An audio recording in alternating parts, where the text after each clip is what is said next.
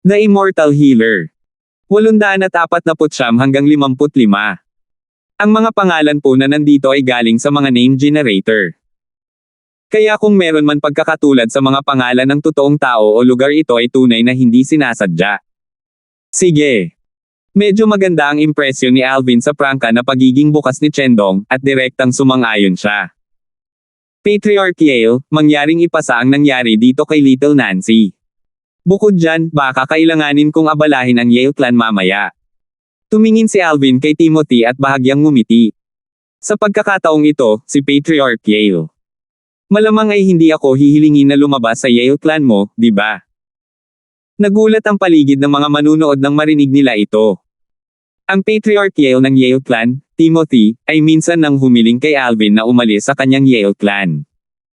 Nabaliw na ba si Timothy? Eksakto. Hindi ka makakahanap ng panauhin na tulad nito kahit na naghanap ka ng isa, ngunit talagang pinaalis niya si Alvin. Agad, maraming tao ang tumingin kay Timothy na may kakaibang ekspresyon. Hindi nila akalain na minsang tinatrato ni Timothy si Alvin. Sa kabutihang palad, binaliwala ni Alvin ang mga nakaraang sama ng loob, kung hindi, umiiral pa kaya ang Yale clan. Hindi. Syempre hindi. Nagmamadaling umiling si Timothy na may mapait na ngiti. Kung alam niya noon pa man na si Alvin ay nagtataglay ng napakalakas na lakas, kung gayon hindi siya maglalakas loob na tretuhin si Alvin ng ganoon, gaano man siya katapang. Nang maisip niya ito ngayon, hindi pa rin niya maiwasang makaramdam ng matinding takot. Kung hindi dahil sa magandang relasyon ni Alvin at ng kanyang anak, malamang na hindi siya makakatakas sa kalamidad. Kuya Alvin, kung ayaw mo, maaari kang manatili sa aming Chen clan hanggat gusto mo. Paano na? Lumiwanag ang mga mata ni Chendong nang marinig niyang gustong manatili ni Alvin sa Driftwood Town sa loob ng ilang panahon, at nagkusa siyang imbitahan si Alvin na manatili sa Chen clan. Nalungkot ang mukha ni Timothy nang marinig niya ang imbitasyon ni Chendong, ngunit hindi siya naglakas loob na magsabi ng kahit ano. Hindi niya matukoy kung saan nagpunta si Alvin. Kung talagang gusto ni Alvin na manatili sa Chen clan, wala siyang magagawa tungkol dito. Ngayon, umaasa na lamang siya na si Alvin ay magbibigay ng mukha sa kanyang anak na babae at babalik sa Yale clan upang manatili sa loob ng ilang panahon. Sa ganoong paraan, ang katayuan ng Yale clan sa Driftwood Town ay tataas kasabay nito. Bilang Patriarch Yale ng isang angkan, marami siyang dapat isaalang-alang. Salamat, Patriarch Chendong, para sa iyong mabuting hangarin. Ngunit ang anak ni Patriarch Yale ay aking mabuting kaibigan, at ipinangako ko na sa kanya na hanggat hindi ako aalis sa Driftwood Town, mananatili ako sa Yale clan, sabi ni Alvin kay Chendong. Napakasama naman. Napabuntong hininga si Chendong, at pagkatapos ay tumawag siya. Kuya Alvin, mangyaring pumasok. Nang makita niya sina Alvin at Chendong na bumaba mula sa langit upang pumasok sa Chen Clan Estate, ang ekspresyon ni Banjo na naglalakad kasama ng mga miyembro ng Chen Clan ay naging mas madilim. Alvin. Alvin. Kung mayroon kang mga bola, manatili ka sa Driftwood Town. Tiyak na tuturuan ka ng master ni Kuya sa sandaling bumalik si Kuya. Malamig at hiwalay ang ekspresyon ni Banjo habang ang mabangis ay bahagyang kumikislap sa kanyang mga mata, at ang mga sulok ng kanyang bibig ay napuno ng isang madilim na ngiti. Nakahinga ng maluwag si Timothy, at ipinakita niya ang isang masayang ngiti. Congratulations, Patriarch Yale. Mula ngayon, ang iyong Yale clan ay hindi na katulad. Maraming tao ang bumati. Patriarch Yale, I'm sorry about the last time. We really needed that batch of goods urgently. How about this? I'll rush out another batch of goods in this period of time and give it to your Yale clan for half price. Ang isa pang tao ay may isang nakakabigay puri ng ngiti habang kausap niya si Timothy. Boss Hu, kung ito ay kalahating presyo, hindi ba't ang grupo ng mga ngalakal mo ay makararanas ng malaking pagkalugi? Ang halaga ng batch ng mga kalakal na iyon ay hindi lamang kalahati ng presyo nito, tama. Napatingin si Timothy sa taong nagsalita ng may labis na pagkagulat. Hehe. Patriarch Yale, kaming mga prangka na tao ay hindi na kailangang mag-insinuations. Ayos lang kahit na ibigay ko sa iyo ang batch ng mga kalakal na iyon ng libre. Pero kailangan mong ipakilala sa akin ang batang kapatid na iyon. Tawa ng tawa ang huli habang nagsasalita. Sa audience hall ng Chen Clan Estate. Umupo si Alvin sa upuan sa ulo, at sa ilalim niya ay ang patriarch ng Chen Clan, si Chendong, at ang third elder, si Linus. Kuya Alvin, maaari ko bang malaman kung saan ka nanggaling? Tanong ni Chendong. Patriarch Chendong, di ba sinabi ko na sa'yo noon, kahit sabihin ko sa'yo ang pinanggalingan ko, hindi mo malalaman. Umiling si Alvin at sinabing, pero dahil gusto mo talagang malaman, kaya okay lang na sabihin sa iyo. Ako ay mula sa Darkan Dynasty. Darkan Dynasty. Nagkatinginan sina Chendong at Linus at nakita ang naguguluhan na ekspresyon sa mga mata ng isa't isa. Obviously, hindi pa nila narinig ang ganoong lugar. Nahihiyang tumawa si Chendong at nagtanong. Kung gayon, maaari bang sabihin sa akin ni Brother Alvin kung ano ang iyong relasyon sa Yale Clan? Bahagyang hindi pa rin natanggap ni Chendong ang katotohanan na tinulungan ni Alvin ang Yale Clan na magdulot ng gulo sa kanyang Chen Clan ngayon. Saan nanggaling ang little freak na ito? At bakit parang gusto niyang tulungan ang Yale Clan? May utang akong pabor sa young miss ng Yale Clan. Direktang sumagot si Alvin, at pagkatapos ay idinagdag niya. Ang pabor na ito ay hindi maibabalik sa buong buhay ko. Noong una, nang marinig niyang sinabi ni Alvin na may utang siyang pabor sa young miss ng Yale Clan, nakahinga ng maluwag si Chendong nang maramdaman niyang binalik na ni Alvin ang pabor sa kanyang mga aksyon kanina. Ngunit ang sinabi ni Alvin pagkatapos ay naging sanhi ng hindi napigilan ni Chendong na tumawa ng mapait. Talagang maswerte ang young miss ng Yale Clan na iyon. Talagang pinautang niya sa kanya si Brother Alvin ng napakalaking pabor. Hindi naman talaga magandang kapalaran. Umiling si Alvin at ngumiti ng matamis. She's very kind-hearted. Kung hindi dahil sa kanya, malaki ang posibilidad na napahamak na ako. Ang mga salita ni Alvin ay naging sanhi ng pagkagulat ni Chendong at Linus hanggang sa puntong namutla ang kanilang mga mukha. Ayon sa sinabi ni Alvin, na talagang iniligtas ng young miss ng Yale Clan ang kanyang buhay. No wonder na sinabi niyang hindi niya ito maibabalik sa buong buhay niya. Kaya isa itong biyaya na naigil iligtas ng buhay. Brother Alvin, pwede ko bang tanungin kung paano ka nailigtas ng young miss ng Yale Clan? Curious na tanong ni Linus. Tumingin din si Chendong kay Alvin. Halatang curious din siya. Kilala niya ang young miss ng Yale Clan, at siya ay isang maliit na batang babae na hindi pa nakakatuntong sa void prying stage. Sa lohikal na pagsasalita, ang kaunting lakas niya ay lubos na hindi kayang tulungan si Alvin, hayaang iligtas si Alvin. Noong naglilinang ako kanina, ang aking origin energy ay gumagalaw sa maling direksyon at nagdulot sa akin ng chi deviation. Sa huli, nahimatay ako sa labas ng Driftwood Town, at siya ang nagdala sa akin pabalik sa Yale Clan. I was in deep slumber for an entire 18 days before waking up today. Kung hindi dahil sa kanya, baka kinain na ako ng mga mabangis na hayop, o kahit na mga demonyong hayop doon. Nang banggitin ni Alvin si Nancy, ang kanyang ngiti ay mainit dahil ganap niyang kinuha ang mabait na dalagang iyon bilang kanyang sariling nakababatang kapatid na babae. Sa totoo lang, nakaramdam pa rin siya ng matinding takot pagkagising niya ngayon. Sa kabutihang palad, nakatagpo siya ng isang mabait na dalaga. Kung ito ay ibang tao na may malisyosong intensyon, malamang na pinatay siya ng taong iyon alang-alang sa spatial ring sa kanyang kamay. Ang spatial ring sa kanyang kamay ay nagkaroon ng pagmamay-ari dito sa pamamagitan ng pagbuhos niya ng dugo dito. Maliban kung siya mismo ang nagtanggal ng pagmamay-ari o siya ay namatay, kung hindi, ang iba ay hindi makakapagtatag ng pagmamay-ari ng spatial ring. Dahil dito nakaramdam siya ng pasasalamat mula sa kaibuturan ng kanyang puso sa mabait na dalaga, si Nancy. Nagkatinginan sina Chendong at Linus at tumawa ng mapait. Hindi nila akalain na magiging ganoon ang pagkakasunod-sunod ng mga pangyayari. Tinanong nila ang kanilang sarili, kung makakaharap nila si Alvin na nahimatay, kung gayon sa mga pangyayari na hindi nila kilala si Alvin, malamang na kinuha nila ang spatial ring ni Alvin bago pinatay si Alvin. Pagkatapos ng lahat, ito ay isang windfall na dumating ng libre. Ang young miss ng Yale Clan ay talagang mabait. Ang munting bastard na iyon ng aking angkan ay talagang hindi karapat-dapat sa kanya.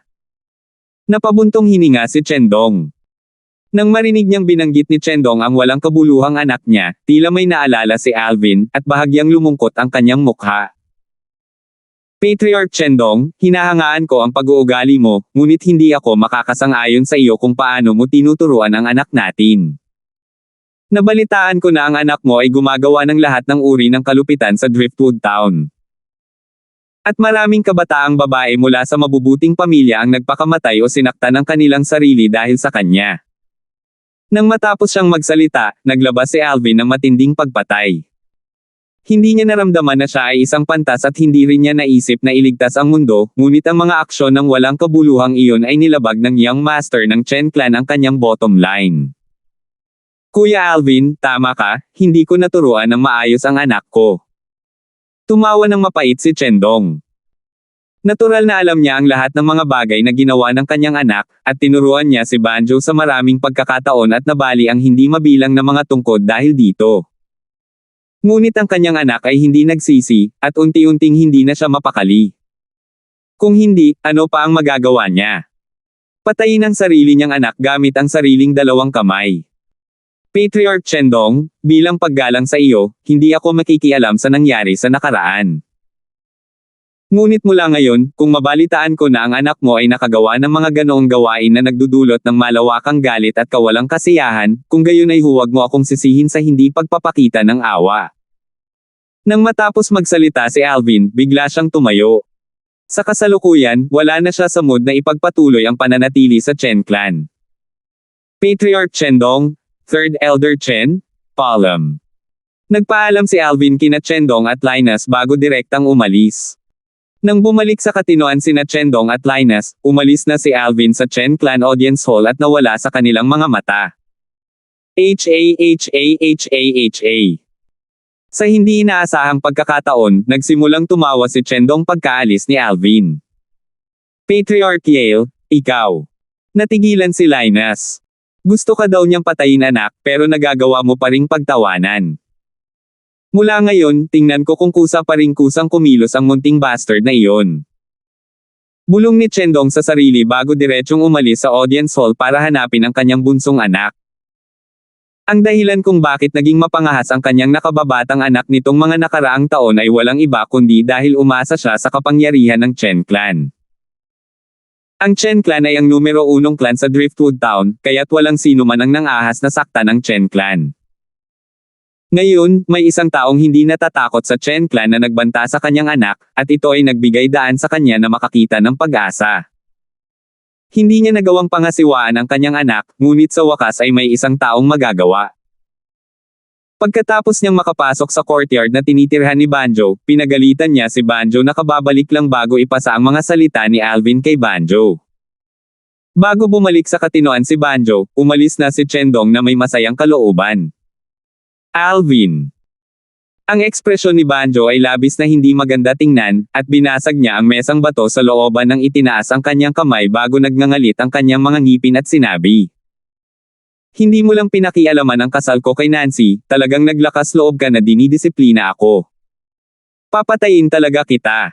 Tiyak. Ang mga mata ni Banjo ay napuno ng isang madilim na malamig na liwanag habang siya ay nagngangalit ang kanyang mga ngipin at nagsasalita ng may pagkapuot. Yale Clan Estate.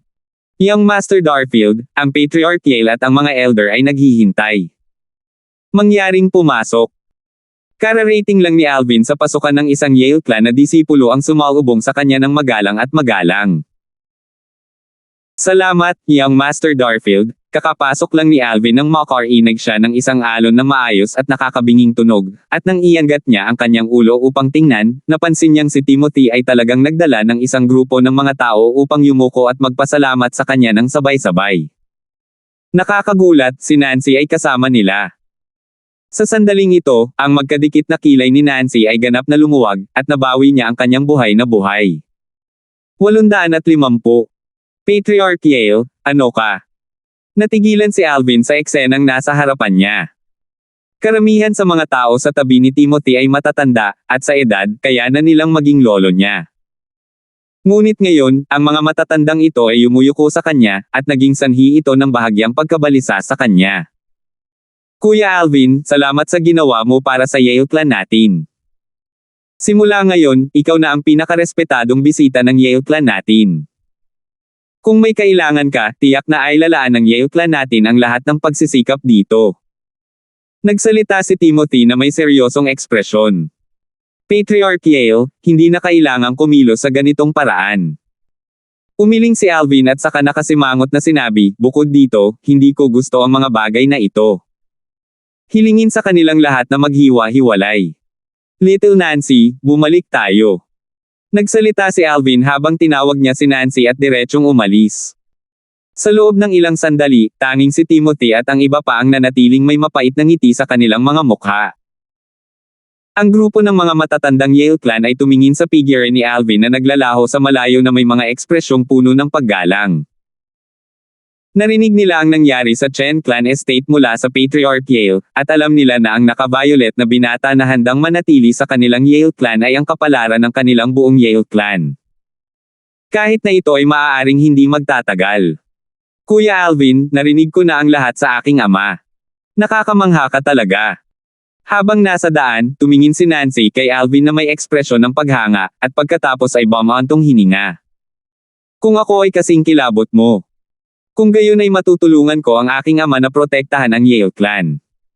Silly girl, napakabata mo pa lang. Magiliw na hinaplos ni Alvin ang maliit na ulo ni Nancy at ngumiti.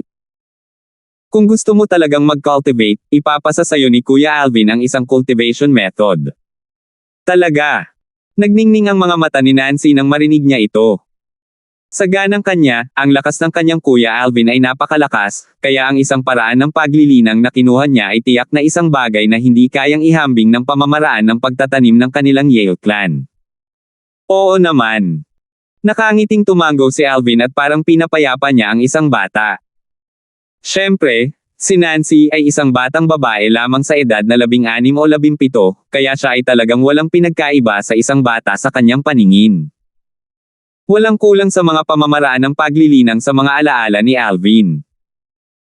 Ang anumang random na pamamaraan ng paglilinang na naiwan ng Rebirth Martial Emperor ay hindi isang bagay na maaaring ihambing sa pamamaraan ng paglilinang ng Yale Clan. Bukod doon, may kakayahan din siyang ipasa ang angkop na kasanayan sa militar kay Nancy. Tulad ng para sa mga gamot na panggamot at mga sandata ng espiritu, hindi siya nagkukulang sa mga ito at maaari niyang dalisayan ang mga ito. Sa isang tiyak na lawak, nailigtas ni Nancy ang kanyang buhay, at naging benefactor niya.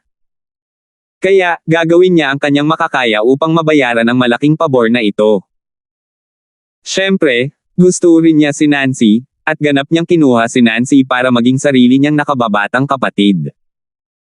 Ang sarap sana kung magkaanak sila ng isa pang nakababatang kapatid para sa akin. Napabuntong hininga si Alvin. Sa kanyang mahalagang buhay, siya ay isang ulila na walang ama o ina, pati na ang mga kapatid. Mayroon lamang siyang grupo ng mga kasama na dumaan sa buhay at kamatayan kasama niya. Bukod dito, lahat sila ay nanatili magpakailanman sa larangan ng digmaan mamaya. Ito rin ang pinakamahalagang dahilan kung bakit pinili niyang magretiro noong panahong iyon. Sa kanyang nakaraang buhay, malaki ang pag-asa niyang magkaroon ng isang mainit na pamilya, ngunit ito ay tiyak na isang pagnanasa. Kaya para sa kanya, ang marating niya ang mundong ito ay walang alinlangan na along ibinigay sa kanya ng langit, at sa mundong ito, mayroon siyang ama, ina, at mga taong pinapahalagahan niya. Kung ang kanyang ama at ina ay nagawang gumawa ng isang nakababatang kapatid na lalaki o babae para sa kanya, kung gayon ay walang alinlangan na gagawin itong mas perpekto. Pansamantalang nanirahan si Alvin sa Yale Clan dahil hindi pa rin niya naiintindihan ang sitwasyon sa Driftwood Town. Hindi niya alam kung makakasalubong niya ang mga eksperto na hindi niya kayang harapin at direktang papatayin sa sandaling umalis siya sa bayan. Hindi na siya nag-iisa sa mundong ito, kaya hindi siya nang ahas na makipagsapalaran. Sa mga sumunod na araw, nakakuha si Alvin ng isang tiyak na antas ng pangunawa patungo sa silangang bahagi ng hilagang disyerto na kanyang tinitirhan ngayon mula kay Nancy. Una, mayroong kabuoang 3 malalaking kapangyarihan sa silangang lugar na ito ng hilagang disyerto.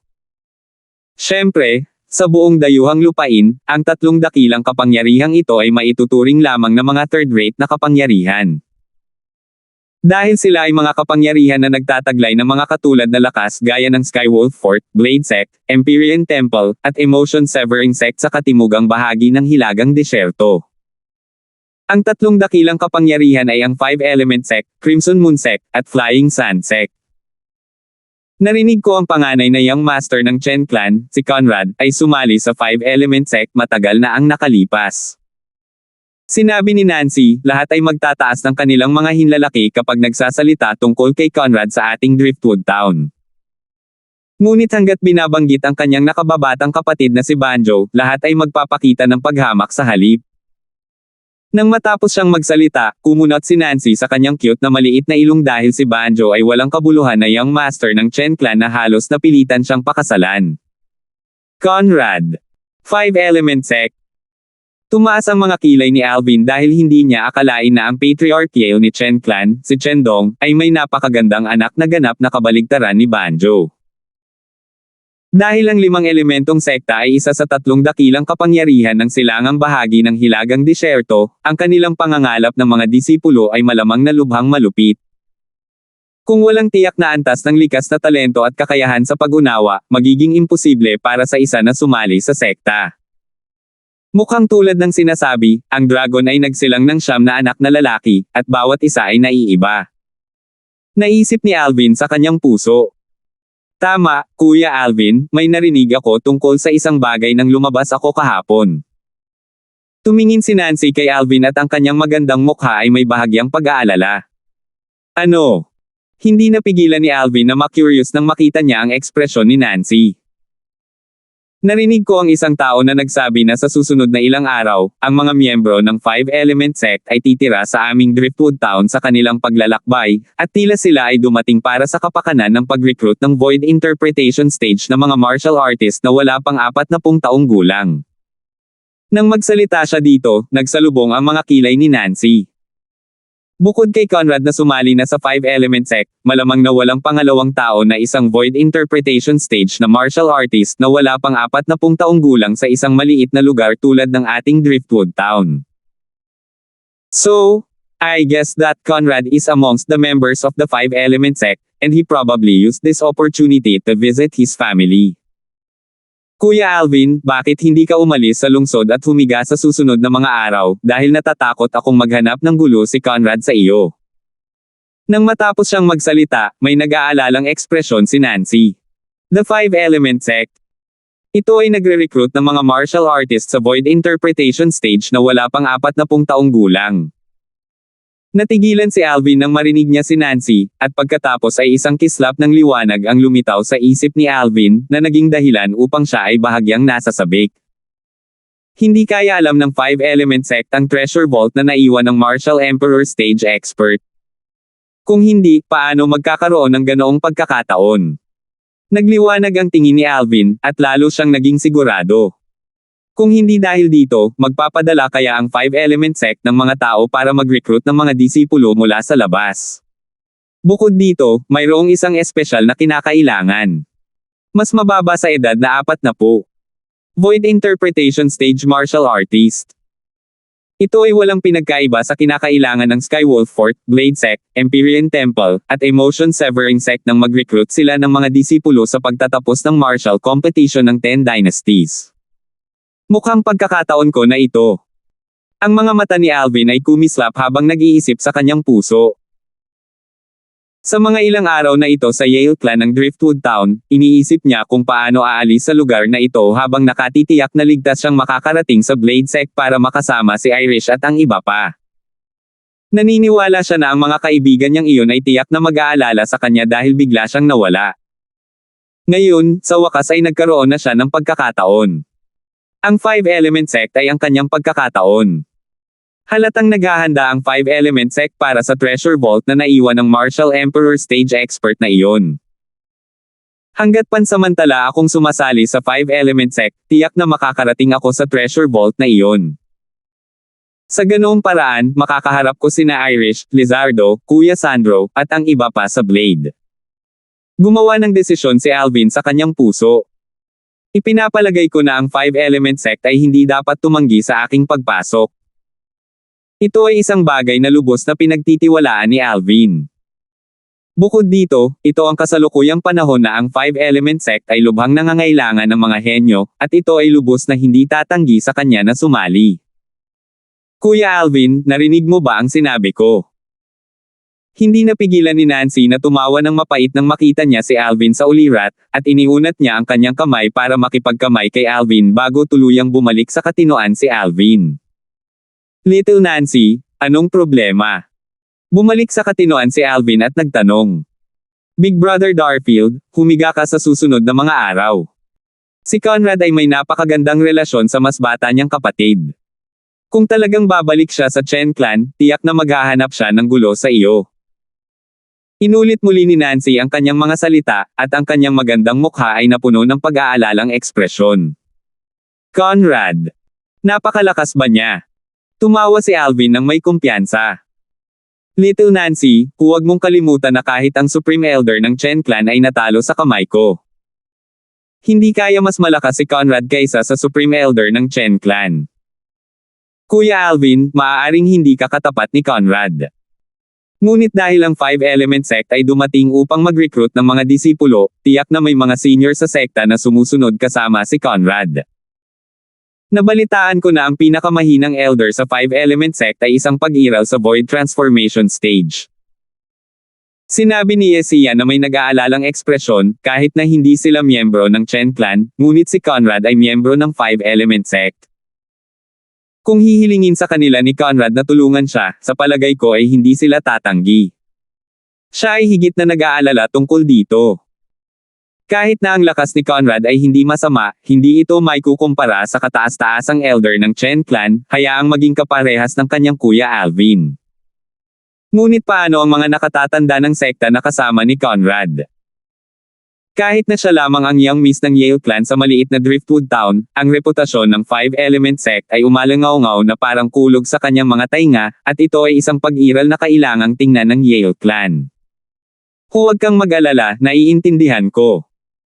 Natural na nauunawaan ni Alvin na ang pag-aalala ni Nancy ay nagmumula sa puso at ang init ay hindi maiwasang bumangon sa kanyang puso, at pagkatapos ay sinabi niya ng nakangiti, Little Nancy, hindi ko akalain na ang iyong mga iniisip ay napakaseloso sa murang edad.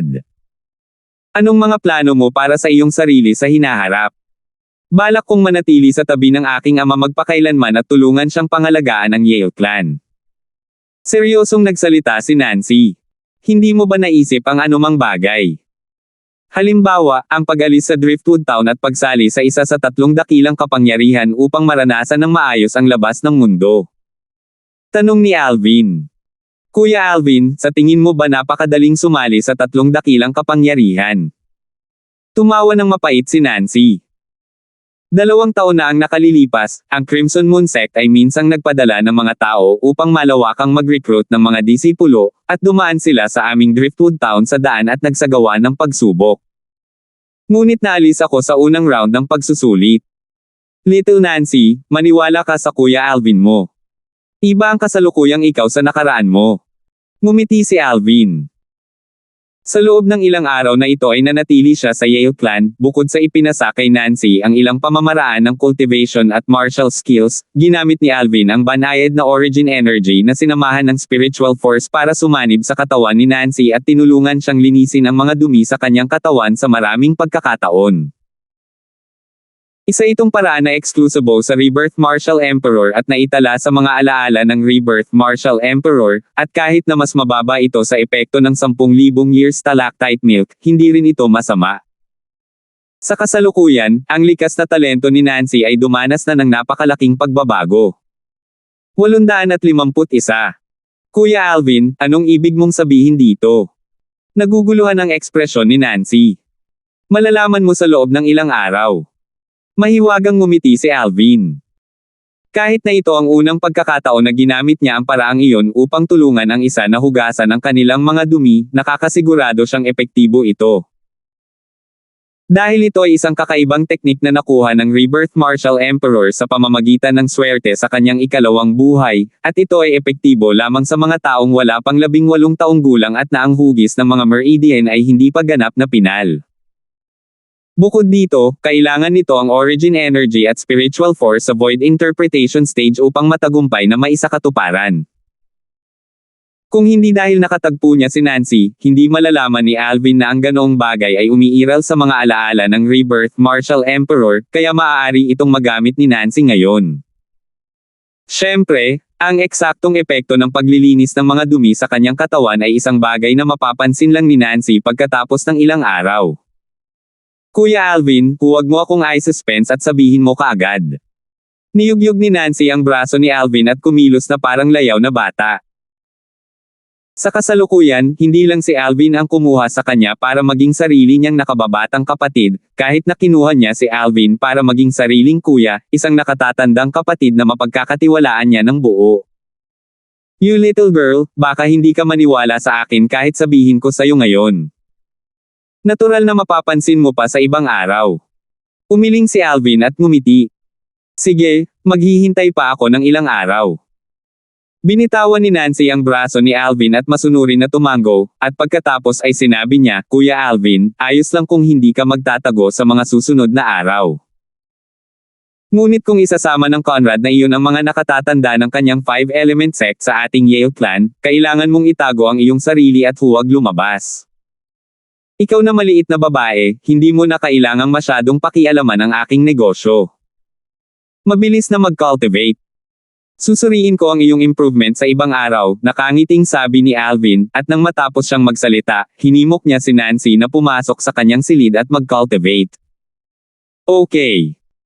Mapaglarong inilabas ni Nancy ang kanyang dila bago tumakbo pabalik sa kanyang silid upang magtanim, ngunit nakalimutan niyang isara ang pinto ng kanyang silid. Itong batang babae. Inihayag ni Alvin ang magiliw na pagmamahal sa kanyang mukha habang tinutulungan niya si Nancy na isara ang pinto ng kanyang silid, at pagkatapos ay bumulong siya sa kanyang sarili. Marahil maaari kong isaalang-alang na dalhin si Nancy sa 5-element sect kasama ko. Batay sa tono ni Alvin, tila ang pagdadala kay Nancy sa 5-element sect ay isang napakasimpleng bagay, at maaaring isipin ng isang taong hindi nakakaalam na siya ang nagmamay-ari ng 5-element sect. I should to go cultivate as well. Pakiramdam ko ay medyo malayo pa ako sa paglusot sa ikalimang antas ng void interpretation stage. Kapag nalampasan ko na ito, muling bubuti ang aking lakas. Napaisip si Alvin sa kanyang puso habang siya ay direktang bumalik sa kanyang silid bago kinuha ang wind concept fragment at hinawakan ito sa kanyang kamay, at naintindihan niya ang wind concept habang siya ay naglilinang. 9 Dragon War Sovereign Technique, Sword Dragon Form. Tahimik na lumipas ang oras, at lumipas ang 3 araw sa isang kisap mata. Estate ng Chen Clan. Sa araw na ito, ang Chen Clan ay sobrang abala at pinalamutian ng mga parol at makulay na sutla, at tila ito ay nagdaraos ng isang pagdiriwang. Ang pasukan sa Chen Clan ay natatakpan ng mahabang pulang carpet sa madaling araw, at tinakpan nito ang daan hanggang sa pasukan sa Chen Clan Audience Hall. Sa gilid ng pulang carpet ay nakatayo ang isang katulong na babae pagkatapos ng bawat maikling panahon ng distansya. Hindi nagtagal, ang patriarch ng Chen Clan, si Chendong, ay dinala ang kanyang nakababatang anak na lalaki, si Banjo, at ang grupo ng mga elder upang lumabas ng Chen Clan estate sa isang mabigat na hanay, at tumayo sila sa pasukan habang tila may hinihintay. Pare, sina Senior Ke at Kuya. Biglang nagliwanag ang matalim na tingin ni Banjo, at tumingin siya sa unahan habang nagsasalita ng may kaaya-ayang pagkagulat. Habang nagsasalita siya, lumipat si Banjo para salubungin ang 2 taong naglalakad mula sa malayo. Ang isa ay isang matipunong matandang lalaki na may mabait na mukha, at ang isa ay isang binata sa edad na 35. Senior Ke. Si Banjo ay lumakad ng ilang hakbang pasulong at magalang na tumayo sa kabilang panig ng matanda bago lumakad sa tabi ng matanda habang nagsasalita ng may labis na mapagpakumbabang tono, at hindi niya taglay ang kahit katiting na talim na karaniwang taglay niya. Ikaw ang nakababatang kapatid ni Conrad, Banjo. Nagliwanag ang mapuputik na mga mata ng matanda na may bakas ng ningning habang magiliw na nagtanong. Senior Ke, ako siya. Halatang tuwang-tuwa si Banjo na maalala siya ng matanda. Naaalala ko na noong dumating ako sa Chen Clan mo all those years ago, 7 or 8 ka pa lang, right? Sa isang kisap mata, lumaki na ang munting bata sa lahat ng mga taon na iyon. Humalaklak ang matanda. Conrad, naalala ko na noong una akong dumating sa iyong Chen clan sa lahat ng mga taon na ang nakakaraan, ito mismo ang oras na kinuha mo ako bilang iyong Panginoon. Parang 18 taon na ang nakalipas, tama. Napatingin ang matandang lalaki sa binata sa kanyang tabi, ang nakatatandang kapatid ni Banjo, si Conrad, habang nagtatanong. Si Conrad ay may isang matangkad na figure at isang pares ng matingkad at matalim na mga mata, at bahagya siyang ngumiti at tumango nang marinig ang matanda. Oo, guro, 18 taon na ang nakalipas. Noong panahong iyon, 17 ako at si Little Ann ay 7. Ang panahon ay walang awa. Sa isang kisap mata, 18 taon na ang lumipas. Ngunit sa kasamaang palad, sa loob ng 18 taon na ito, ang ating woodpeck ay tulad pa rin ng dati at pinipigilan ng 3 pang taluktok hanggang sa hindi na makahinga. Napabuntong hininga ang matanda. Ngayon, umaasa lang ako na makita kong bumangon muli ang woodpeck bago ako mamatay. Sa ganoong paraan, wala na akong ibang pagsisihan. Ito ang alagad na walang silbi, mabilis na sabi ni Conrad. Hindi mo kasalanan. Mula noong 20 taon na ang nakararaan nang pumasok ang Pickmaster sa closed-door cultivation dahil sa kanyang matinding pinsala, ang woodpeck natin ay nagsimula ng bumagsak. Kinamumuhian ko lang ang iba pang 3 peak dahil lumayo sila at sinasamantala ang pagkakataon na ang Pickmaster ay nasa closed-door cultivation para gamitin ang parehong panunuhol at pagbabanta na nakawin ang lahat ng mga natitirang alagad ng woodpeck, na nagiging dahilan para wala kayong mga mas kapaki-pakinabang na mga alagad ng woodpeck sa aming mga woodpeck, kaya wala kayong mga mas kapaki-pakinabang na mga alagad ng woodpeck. Henerasyon. Pulang-pula ang mukha ng matanda nang magsalita siya rito, at tila medyo nabalisa. Master, cool down. Naniniwala ako na ang ating woodpeck ay tiyak na makakatayo muli. Master, tiyak na maglilinang ako ng mas masipag sa hinaharap at hindi mawawala ng mukha para sa woodpeck.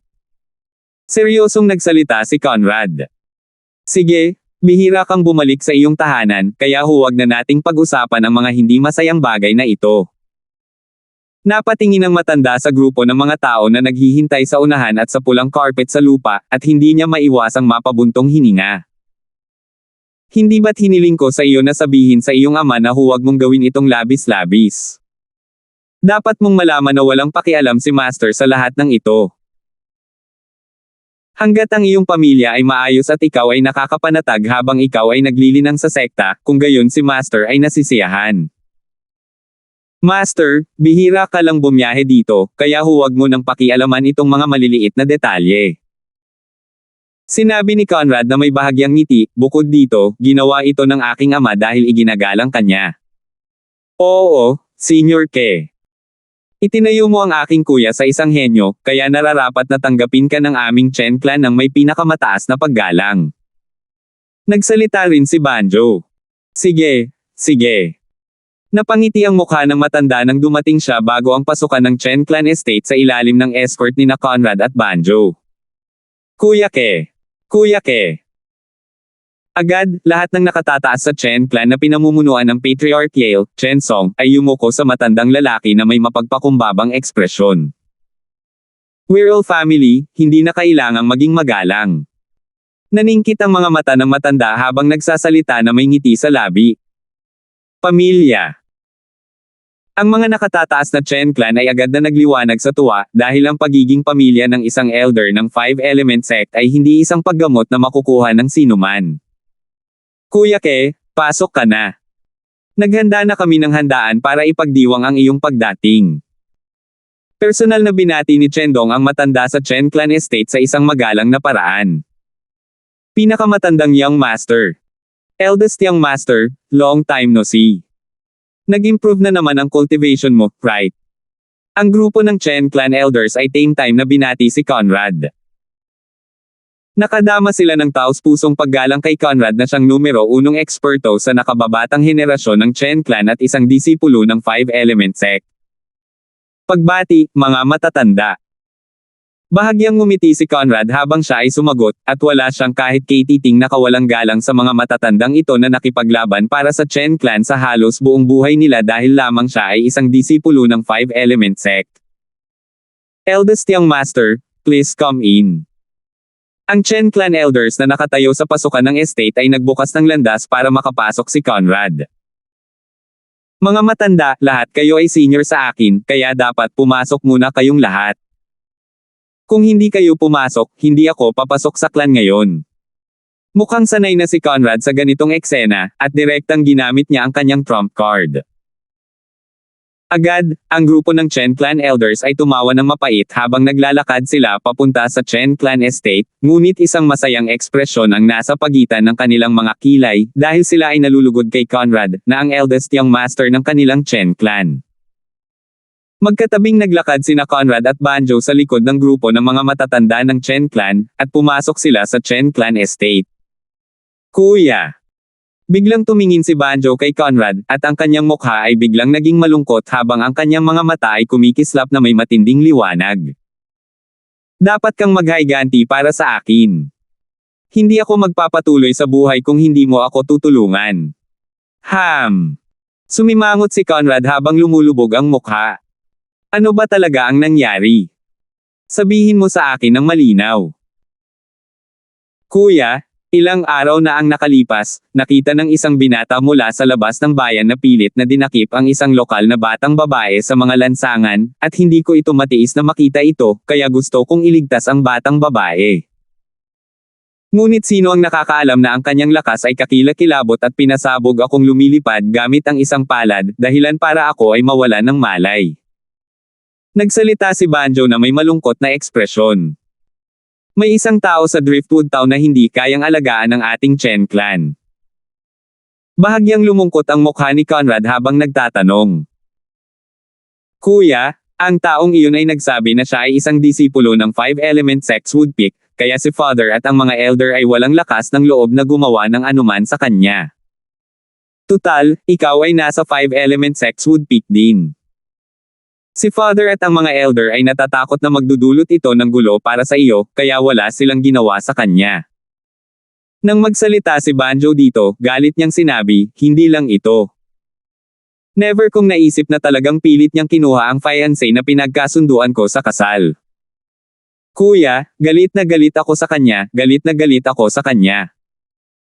Nang matapos siyang magsalita, ang mga mata ni Banjo ay napuno ng nakakatakot na malamig na ilaw na tila handa ng lumunin ang kanyang mga kaaway. Sabi niya, alagad siya ng woodpeak ng 5-element sect natin. Siya ba mismo ang nagsabi? Huminto sa paggalaw si Conrad at nagtanong sa mahinang boses. Oo. Tumanggaw si Banjo, at pagkatapos ay sinabi niya na may nanginginig na boses. Sinabi niya na siya ay isang superior na disipulo ng 5 elementong sekta at ang pag-agaw sa aking kasintahan ay dahil mataas ang tingin niya sa akin, at ito ang aking magandang kapalaran.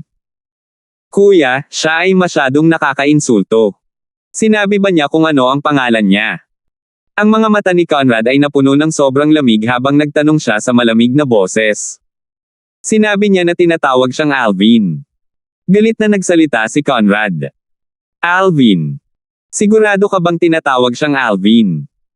Tanong ni Conrad na nakakunot ang noo. Oo.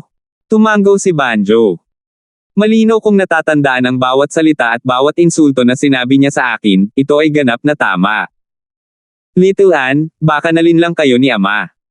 Ang woodpeak natin ay walang alagad na tinatawag na Alvin. Lalong naging malamig ang boses ni Conrad. Ano? Namutla ang mukha ni Banjo. Then hindi ba ibig sabihin na impostor siya? Kuya, dapat maghayganti ka para sa akin, maghayganti ka para sa akin. Alam mo ba kung nasaan siya ngayon? Ang mga mata ni Conrad ay kumikislap sa malamig na ilaw habang nagtatanong siya. Hindi niya madaling pakakawalan ang isang taong nagpapanggap bilang isang 5-element sect na disipulo, lalo na ang isang taong nagpapanggap bilang isang woodpeak na disipulo para magyabang at manlinlang ng iba. 852. Ako. Mariing tumanggaw si Banjo habang sinabi niya sa malungkot na boses, pagkatapos niyang pilitin na kunin ang nobya na ginawan ko ng kasunduan sa pagpapakasal at pinilit ang mga miyembro ng angkan ng nobya ko na pumunta sa Chen clan namin para putulin ang engagement, palagi siyang nananatili sa clan ng fiancé ko. Isang bakas ng malamig na liwanag ang kumikislap sa kaibuturan ng mga tingin ni Banjo. Ngunit sa kasamaang palad, hindi ito napansin ni Conrad. Ano? Lalong naging malungkot ang ekspresyon ni Conrad nang marinig niya si Banjo. Saganang kanya, kung hindi dahil sa lalaking iyon na nagpanggap na alagad ng Wood Sect ng kanyang 5-element sect at ginamit ang kapangyarihan ng 5-element sect para agawin ang nobya ng kanyang nakababatang kapatid, malamang na makakadalo siya sa kasal ng kanyang nakababatang kapatid kapag bumalik siya sa pagkakataong ito. Pero ngayon, hindi lang siya nakadalo sa kasal, kinuha ang nobyo ng kanyang nakababatang kapatid. Mula pa noong bata pa siya, palagi na niyang hinahangaan ang kanyang nakababatang kapatid, at ibibigay niya ang pinakamahusay sa kanyang nakababatang kapatid. Ngayon, paano niya ito matiis kapag narinig niyang dumanas ng ganoong kahihiyan ang kanyang nakababatang kapatid? Big Brother, ang fiancé ko ay ang Yale Clan siyang Miss Nancy. Ang taong iyon ay nasa Yale Clan ngayon. Dapat kang maghayganti para sa akin. Nagpakita si Banjo ng malungkot na ekspresyon habang nagdadagdag siya ng panggatong sa apoy, at pagkatapos ay iniunat niya ang kanyang kamay upang hilahin ang braso ni Conrad bago nagmamadaling lumabas. Little Ann, alam kong galit na galit ka, at galit na galit din si Kuya. Paano ito? Aabisuhan ko sina Ama at Master bago kasundan sa Yale Clan. Kahit anong mangyari, madalang na pumunta si Master sa Chen Clan namin, at hindi ko siya maiiwanan sa sandaling bumalik ako.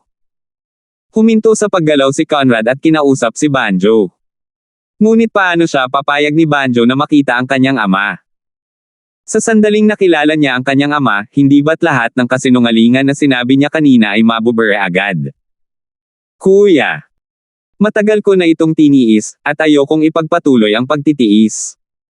Kung ayaw mong maghayganti para sa akin, ako na mismo ang pupunta. Ang mga mata ni Banjo ay kumikislap sa isang strand ng isang tusong maliwanag na liwanag, at pagkatapos ay umungal siya sa mahinang boses bago binitawan ang braso ni Conrad at tila naging isang bugzo ng hangin na nagmula sa Chen Clan. Little Ann. Malungkot ang mukha ni Conrad, at siya na nag-aalala sa kaligtasan ng kanyang nakababatang kapatid ay nagmamadaling hinabol si Banjo. Sa kanyang bilis, naabutan niya si Banjo hindi nagtagal pagkatapos niyang umalis sa pasukan ng Chen Clan. Sasamahan kita. Nagkataon lang na gusto kong makita ang taong iyon na nang ahas na magpanggap bilang isang alagad ng Woodpeak ng 5-element sect natin para agawin ang iyong kasintahan. Dahil sa kaawa-awang pagsasalaysay ni Banjo kanina, ang kanyang puso ay napuno ng bola ng apoy mula pa noong una, at wala siyang ibang hinihiling kundi ang makarating kaagad sa Yale Clan at ilantad ang totoong mukha ng taong iyon. Hindi lang iyon, gusto rin niyang pilayin ang cultivation ng taong iyon at ibalik siya sa Woodpeak ng 5-element sect. Sa ganang kanya, ang taong iyon ay talagang naglakas loob na magpanggap bilang isang disipulo ng Woodpeak upang gumawa ng mga gawa na nagdulot ng malawakang galit at kawalang kasiyahan, kaya ang taong iyon ay dapat personal na hatulan ng mga enforcement elder ng Woodpeak. Sa ganitong paraan lamang niya ganap na malinis ang pangalan ng Woodpeak. Brother, ang buong Yale Clan ay napigilan ng Alvin na iyon gamit ang kanyang martial strength, dahilan para gawin nila ang lahat ng sinabi niya sa kanila. Kaya kapag pumunta tayo, tiyak na itataboy tayo ng mga miyembro ng Yale Clan. Wala silang ibang pagpipilian kundi kumilos sa ganoong paraan, kaya hindi mo sila dapat sisihin. Kinausap ni Banjo si Conrad na may mabigat na ekspresyon, ngunit ang lalim ng kanyang mga mata ay naglalaman ng bahagyang kasiyahan. Ano? Bahagyang nabigla si Conrad nang marinig niya ito. Ang mga miyembro ng Yale Clan ay napigilan ng kanyang martial strength. Hindi ba't sinabi mo na si Alvin ay isang binata lamang? Ayon sa aking kaalaman, ang dating Patriarch Yale ng Yale Clan ay isang pag-iral sa ikatlong antas ng Void Interpretation Stage. Maaaring kahit na ang dating Patriarch Yale ng Yale Clan ay hindi kayang harapin siya. Ang ekspresyon ni Banjo ay naging malungkot bago gumaling, at pagkatapos ay bumantong hininga. Kuya, may isang bagay na hindi mo alam. Ang dating Patriarch Yale ng Yale Clan ay namatay 3 taon na ang nakakaraan. Kaya ganyan. Tumanggaw si Conrad, at pagkatapos ay hindi niya maiwasang mapabuntong hininga. Naalala ko noong bumalik ako 4 na taon na ang nakakaraan, minsang binisita ko ang dating Patriarch Yale ng Yale Clan. Noon, wala akong napansing mali sa kanya, paano siya namatay ng ganoon kabilis. Sayang talaga. Si Banjo ay nagbuhos ng malamig na pawis sa kanyang puso habang siya ay nagpatuloy. Narinig ko na nakatagpo siya ng isang mabigat na kaaway sa labas at nasugatan ng husto, na naging sanhi ng isang nakatagong pinsala na naiwan. Pagkatapos nito, hindi na siya nakatagal at namatay. Kuya, nakalusot ka na sa void interpretation stage noong bumalik ka 4 na taon na ang nakakaraan. Ano na ang cultivation mo ngayon?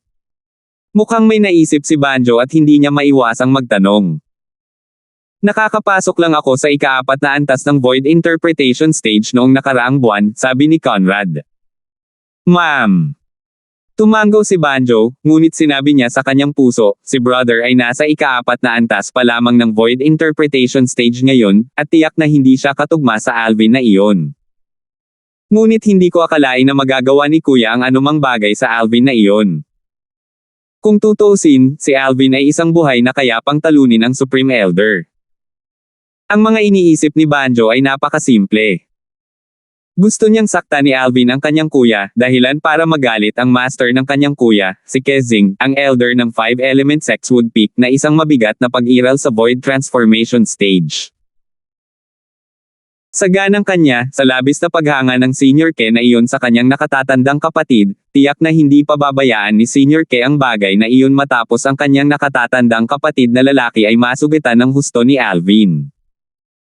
Kapag nagalit si Senior Ke, tiyak na papatayin niya ang Alvin na iyon. Sa ganitong paraan, malulutas ang puot sa puso ko. Alvin, hindi mo lang sinira ang kasunduan sa kasal namin ni Nancy, gusto mo talagang makialam sa negosyo ko. Ipapapatay kita ng walang kabuluhang kamatayan. Sa sandaling ito, labis na nasisiyahan si Banjo sa kanyang pagkana. As far as he was concerned, flawless ang skin niya.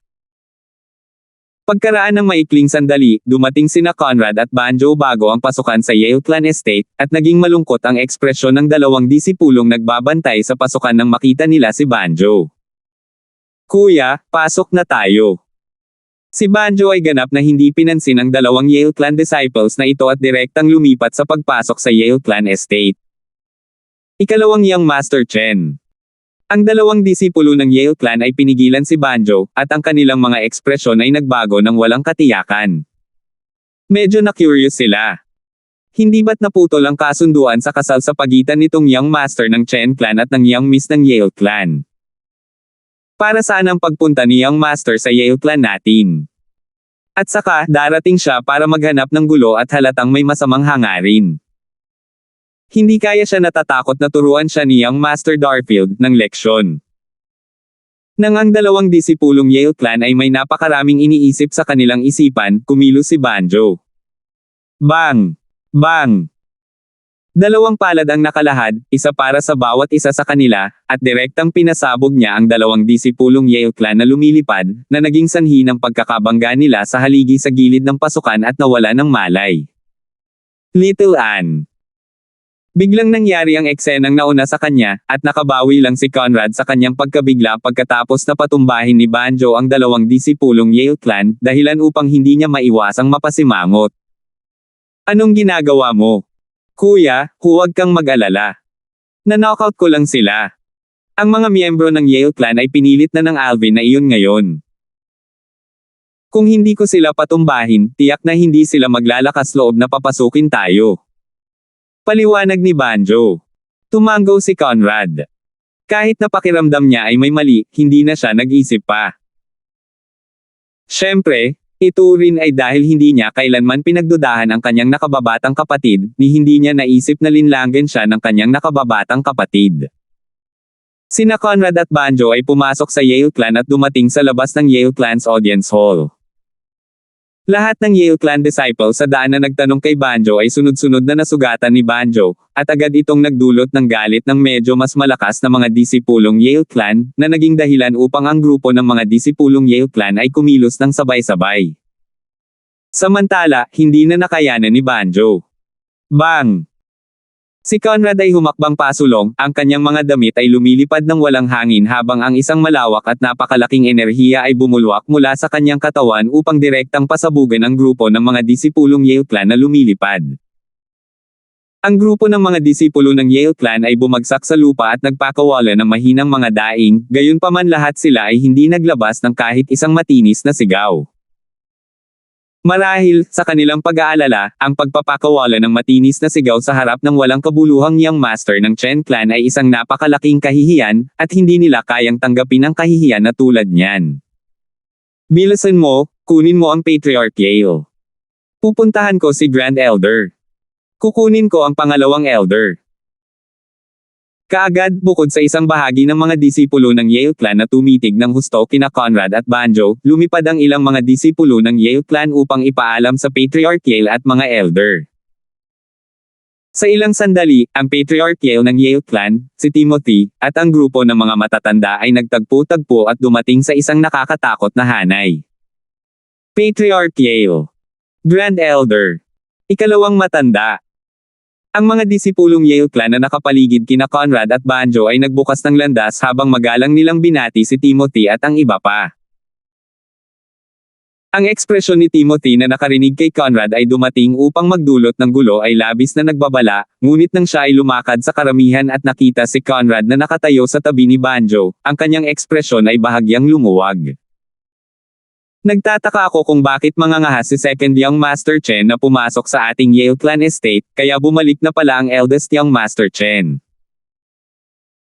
Si Timothy ay malamig at walang pakialam na tumingin kay Banjo bago ipinutok ang kanyang tingin kay Conrad, at tila naglalaman ito ng bahagyang takot na pinaghalo sa loob. Hindi siya natatakot sa Eldest Young Master ng Chen Clan, si Conrad, ngunit hindi niya maiwasang matakot sa Five Element Sect na nakatayo sa likod ni Conrad.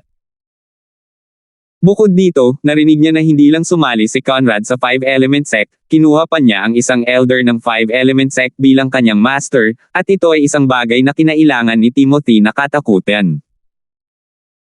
Pagkatapos ng lahat, kahit na ang pinakamahina na elder sa Five Element Sect ay isang pag-iral sa Void Transformation Stage.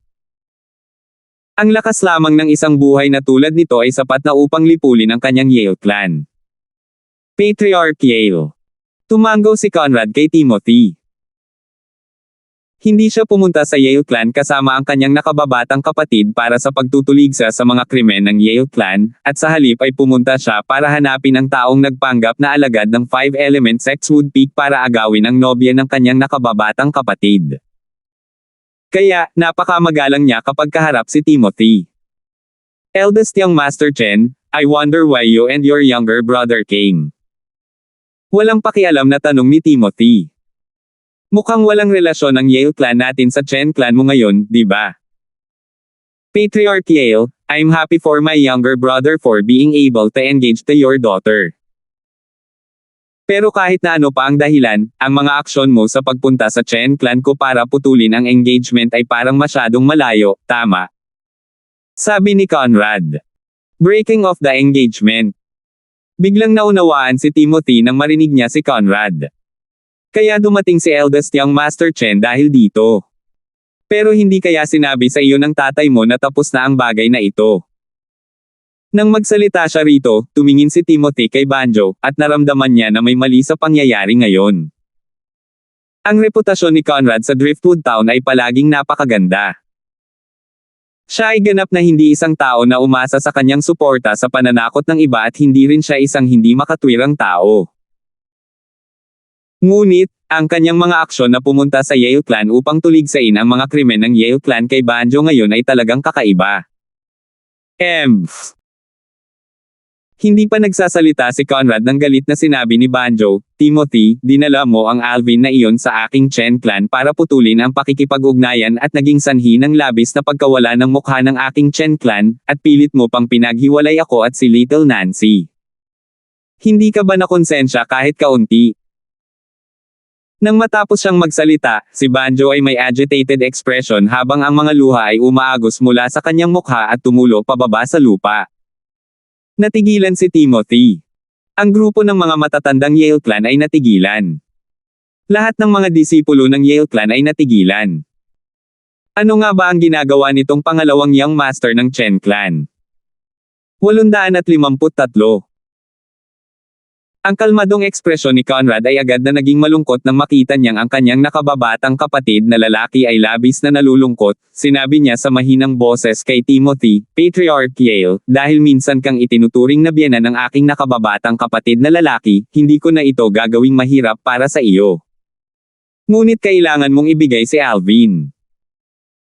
Ngayon, ako, si Conrad, ay hindi lamang maghahanap ng hustisya para sa aking nakababatang kapatid at Chen clan, hahanapin ko rin ang hustisya para sa aking 5-element sex woodpeck. Malinaw na binibigkas ang mga salita ni Conrad gamit ang boses na parang kulog. Nang matapos siyang magsalita, nababalot ng matinding galit ang kanyang mukha. Siya ay napakabihirang magalit, ngunit nang makita niya ang kanyang nakababatang kapatid na nahihirapan ngayon at kasama ang isang taong nagpapanggap bilang isang disipulo ng kanyang 5-element sex woodpeck, lubos siyang nagalit. Naghahanap ng hustisya para sa 5 elementong sekta. Naghihigpit ang mga mag-aaral ni Timothy nang marinig niya si Conrad, at ang iba pang mga matatanda at disipulo ng Yale clan ay nagulat din. Paano nagkaroon ng kaugnayan si Alvin sa 5-element sect? At saka, parang may ginawa siyang bagay na nagdulot ng galit at kawalang kasiyahan sa 5-element sect. Eldest young Master Chen, may napagkamalan ka ba? Paano naging kamag-anak si Kuya Alvin sa 5-element sect mo? Tanong ni Timothy na nakakunot ang noo. Pakiramdam niya ay may mali, ngunit hindi niya alam kung paano ilarawan ang pakiramdam na ito. Patriarch Yale, mukhang natakot ka talaga sa kanya. Sa sandaling ito, malakas na sumigaw si Banjo na may mahinang boses. Hindi kaya niya sinabi sa iyo na disipulo siya ng 5-element sex woodpeck. Ngayon, kinakatawa ng kuya ko ang woodpeck ng 5-element sect para turuan siya ng leksyon. Disipulo ng woodpeck ng 5-element sect. Natigilan si Timothy dahil talagang hindi niya alam na si Alvin ay isang disipulo ng 5-element sect, at agad siyang tumingin sa isang kalapit na disipulong Yale clan at sinabing, ikaw, imbitahan mo si Young Master Darfield. Oo. Magalang na sumagot ang disipulong Yale clan bago umalis. Nang makita ni Conrad si Timothy na humiling sa isang tao na tawagan si Alvin, hindi na siya nagsalita pa at ipinikit ang kanyang mga mata para magnilay habang mahinahong naghihintay. Si Banjo na nakatayo sa tabi ni Conrad ay may kampante na ekspresyon. Alvin, hayaan mo akong makita kung paano ka tinamaan ng kasawian. Ang mga sulok ng bibig ni Banjo ay napuno ng malamig na ngiti habang nagmumura sa kanyang puso. Sa isang tahimik na maliit na patio sa Yale clan, si Alvin ay tahimik na nakaupo sa harap ng isang stone table habang umiinom siya ng tsaa, at ang kanyang kabilang kamay ay may hawak na azure-colored fragment sa lahat ng oras. Sa wakas ay naintindihan ko na ang ikatlong antas ng intermediate wind concept. Sinulyapan ni Alvin ang wind concept fragment sa kanyang kamay habang ipinakita niya ang isang nasisiyahang ngiti, at kasabay nito, itinaas niya ang kanyang tasa ng tsaa para humigop, na naging sanhi ng pamumulaklak ng mabangong tsaa sa kanyang bibig. Kuya Alvin. Biglang umalangaw-ngaw ang tunog ng pagbukas ng pinto, at pagkatapos ay lumabas ang isang magandang figure mula sa isang silid sa kanan ng maliit na patio. Si Nancy mismo ang nasa closed-door cultivation sa loob ng ilang araw. Sa sandaling ito, ang mukha ni Nancy ay nababalot ng kagalakan habang tuwang-tuwang sinabi niya, Kuya Alvin, ang medicinal pill na ibinigay mo sa akin ay napakahimala. Ilang araw lang ang lumipas, ngunit ang aking cultivation ay muling nakabawi sa ikapitong antas ng nascent soul stage. Itinapon ni Nancy ang kanyang origin energy ilang araw na ang nakakaraan at sinimulan niyang linangin ang pamamaraan ng paglilinang na ibinigay sa kanya ni Alvin. Sa panahong ito, nakainom siya ng ilang medicinal pill na ibinigay sa kanya ni Alvin. Ang mga medicinal pill na iyon ay tiyak na mga pill na may kakayahang sumipsip at mag-imbak ng dispersed origin energy ni Nancy, at pagkatapos na linangin ni Nancy ang bagong cultivation method, ibabalik ng medicinal pill ang nakaimbak na origin energy kay Nancy. Sa loob ng ilang araw na ito, ganap na nabawi ni Nancy ang origin energy sa loob ng medicinal pill, at isang hakbang pa lang siya mula sa pagpasok sa ikawalong antas ng nascent soul stage. Little Nancy, kahit na ang mga medicinal pill na iyon ay milagroso, hindi sapat ang mga ito para mabawi mo ang iyong cultivation sa napakaikling panahon. Hindi mo ba napansin nitong mga nakaraang araw na ang bilis mong na-absorb ang origin energy sa medicinal pill ay naging mas mabilis? Umiling si Alvin at saka nakangiting nagtanong. Ito ay naging mas mabilis. Ngunit hindi ba dahil ang origin energy sa medicinal pill ay sa akin sa simula? Tanong ni Nancy. Wala siyang gaanong alam tungkol sa ganoong uri ng medicinal pill, at ang alam niya lang ay kaya nitong sumipsip ng kanyang dispersed origin energy bago payagan siyang mabawi ang origin energy sa pamamagitan ng paglilinang. You little girl. Na-absorb mo na ang origin energy sa mga medicinal pill na iyon, subukan at i-absorb ang spirit energy ng langit at lupa na nakapaloob sa origin stones para linangin. Tumawa ng mapait si Alvin. Noong una ay inakala niya na pagkatapos nitong lumabas ang maliit na batang babae mula sa closed-door cultivation, matutuwa siya sa likas na talentong taglay niya ngayon, ngunit sa hindi inaasahang pagkakataon ay tila wala siyang napansin. Tumanggaw si Nancy at umupo sa harap ng mesa ng tindahan bago kumuha ng mababang grado na origin stone at nagsimulang magtanim. Pagkatapos ng mahigit 10 paghinga, iminulat ni Nancy ang kanyang mga mata, at ang kanyang magandang mukha ay napuno ng pagtataka. Big! Kuya Alvin, bakit pakiramdam ko ang bilis kong na-absorb ang spirit energy ng langit at lupa ay tila ilang 10 beses na mas mabilis kaysa dati. Kahit na hindi ito kasing bilis noong na-absorb ko ang origin energy na pagmamayari ko sa mga gamot na iyon, ngunit hindi ito mas mabagal. Bahagyang natulala si Nancy. Babae tanga. Umiling si Alvin. Hindi mo naman nakakalimutan ang sinabi ko sa iyo ilang araw na nakalipas, di ba? Akala mo ba puro usapan lang ang paglilinis ng mga dumi na ginawa ko para sa iyo?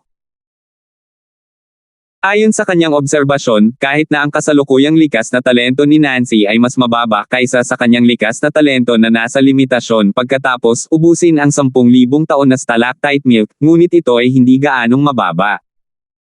Paglilinis ng mga dumi. Naalala ni Nancy ang sinabi sa kanya ni Alvin ilang araw na ang nakakaraan, at sa oras na iyon, hindi siya naniwala kay Alvin nang sabihin nito na ang kanyang kasalukuyang likas na talento ay hindi na katulad ng dati. Ngayon ang mga katotohanan ay inilatag sa kanyang mga mata, at kailangan niyang paniwalaan ito. Kuya Alvin, ikaw. Pinagbuti mo talaga ang likas kong talento. Tumingin si Nancy kay Alvin, at ang kanyang magandang mukha ay puno ng pananabik. Tumawa ng mapait si Alvin. You little girl, nagdududa ka pa ngayon sa Kuya Alvin mo. Baka mukha akong manluloko. Kuya Alvin, hindi ko sinasadya iyon. Namula agad ang magandang mukha ni Nancy nang marinig niya si Alvin, at pagkatapos ay nagmamadaling nagpaliwanag. I'm just too surprised. Kahit na alam ko na ang ilang mahahalagang materyales sa Cloud Continent ay may kakayahang pahusayin ang likas na talento ng isang martial artist, ngunit wala pa akong narinig na may kakayahang pataasin ang likas na talento ng iba. Ngayon alam mo na kung gaano kakulit ang Kuya Alvin mo, di ba? Nakangiting sabi ni Alvin. Oo, si Kuya Alvin ang pinakamabigat. Itinanggo ni Nancy ang kanyang ulo na parang sisiw na tumutusok sa mga butil, at pagkatapos ay namula ang kanyang mukha habang nakatitig siya kay Alvin. Ano ba? May dumi ba sa mukha ko? Hindi mapalagay si Alvin kapag tinatitigan ng ganito si Nancy, at hindi niya maiwasang magtanong. Halik! Nang iyangat ni Alvin ang kanyang kamay at balak na hawakan ang kanyang mukha, lumapit si Nancy at hinalikan si Alvin sa pisngi na parang biglaang pag-atake. Nang natulala si Alvin, tumakbo na si Nancy pabalik sa kanyang silid na may pulang mukha, at isinara niya ang pinto ng kanyang silid ng may putok habang lumalabas ang kanyang boses. Kuya Alvin, salamat. Magtatanim ako ng maayos. Walang ingay na lumabas sa kwarto niya pagkatapos niyang magsalita. Malinaw, pagkatapos niyang malaman na siya ay nagtataglay ng isang pambihirang likas na talento ngayon, nagsimula siyang maglinang ng walang pasensya. Itong batang babae. Umiling si Alvin at ngumiti pagkatapos na tamaan ng biglaang pag-atake ni Nancy. Kung magkakaroon ako ng pagkakataon sa hinaharap, dadalhin ko si Little Nancy upang puntahan si tatay at ina at gagawin nila siyang kunin bilang kanilang kinakapatid na anak na babae. Kung gayon siya ay magiging aking nakababatang kapatid na babae. Napaisip si Alvin sa kanyang puso habang ang isang mainit na ngiti ay sumilay sa kanyang mukha. Young Master Darfield. Sa sandaling ito, isang magalang at apurahang boses ang tumunog mula sa labas ng patio. Sumimangot si Alvin. Napansin niya ang pagkaapurahan sa boses mula sa labas, kaya hindi siya naglakas loob at diretsyong lumabas. Ngayon lang niya napansin na ang isang alagad ng Yale Clan ay nakatayo doon na may nag-aalalang ekspresyon. Anong nangyari? Nagtataka na tanong ni Alvin. Hindi niya alam kung bakit napakabalisa nitong disipulong Yale Clan, at parang nagmamadali siyang mag-reincarnate. Young Master Darfield, dali-daling pumunta para tingnan. Pagkatapos ay dumating na ang eldest Young Master at second Young Master ng Chen Clan, at mukhang pumunta sila para sa kapakanan mo at ng Patriarch Yale na putulin ang pakikipag-ugnayan sa Chen Clan. Nagmamadaling nagsalita ang disipulong Yale Clan. Ang panganay na Young Master ng Chen Clan. Conrad. Naalala ni Alvin na binanggit ni Nancy ang panganay na Young Master ng Chen Clan na sumali sa Five Element Sect sa kanya, at hindi niya maiwasang magtanong. Oo. Tumango ang disipulong Yale Clan. Nasaan sila? Pangunahan, sabi ni Alvin. Ang kanyang ekspresyon ay nananatiling kalmado mula sa simula hanggang sa huli at tila hindi siya nag-aalala na kahit ano ay magagawa ni Conrad sa kanya. Ang disipulo ng Yale Clan ay nangunguna sa daan at sumunod si Alvin mula sa likuran. Hindi ba niya sinabi na ang panganay na Young Master ng Chen Clan ay isang makatwirang tao? Sumimangot si Alvin. Naalala pa niya ang pagsusuri ni Nancy kay Conrad. Ayon kay Nancy, si Conrad ay isang matuwid na tao at parang ibang tao kung ihahambing sa kanyang nakababatang kapatid na si Banjo. Ngunit kung talagang isang makatwirang tao si Conrad, lohikal na imposibleng sumama siya kay Banjo sa Yale Clan upang maghanap ng gulo sa kanya. Kahit ano pa, pupunta ako at titingnan muna. Iniisip ko lang kung paano makikipag-ugnayan sa mga miyembro ng Five Element Sect, pero hindi ko akalain na hahanapin ako ni Conrad. Sumunod si Alvin sa likod ng disipulong Yale Clan at lumipat sa Yale Clan Estate upang makarating sa audience hall hindi nagtagal. Samantala, napansin ni Alvin ang isang grupo ng mga tao sa loob ng audience hall. Dumating na si Young Master Darfield. Ang disipulong Yale Clan na nanguna bago si Alvin ay sumigaw sa malakas na boses. Kaagad, ang mga disipulo ng Yale Clan sa unahan ay magalang na nagbukas ng landas. Young Master Darfield. Young Master Darfield. Ang maraming disipulo ng Yale Clan ay yumuko ng may paggalang at magalang kay Alvin na lumakad. Sa panahong ito, halos kumalat sa buong Driftwood Town ang mga gawa ng binata na nakadamit ng violet bago sila. Sunod-sunod niyang natalo ang Patriarch ng Chen Clan at Supreme Elder ng mag-isa, at tinulungan niya ang Yale Clan na putulin ang walang katotohanan na kasunduan sa kasal sa Chen Clan. Dahil sa kanyang bagay, sila na mga disipulo ng Yale Clan ay nakapansin sa mga namamasid sa paligid na nakatingin sa kanila ng may paggalang na mga tingin nang umalis sila sa clan nitong mga nakaraang araw, at pinahintulutan nito ang kanilang kawalang kabuluhan na makakuha ng sapat na kasiyahan. Alam nila na ang lahat ng ito ay ibinigay sa kanila ng binata na nakadamit violet na nauna sa kanila, at kung hindi dahil sa binatilyong ito na nakadamit violet, walang gagalang sa kanila ng ganoon. Ma'am. Bahagyang ngumiti si Alvin at tumango bilang tugon sa lahat ng grupo ng maalab na mga disipulo ng Yale Clan.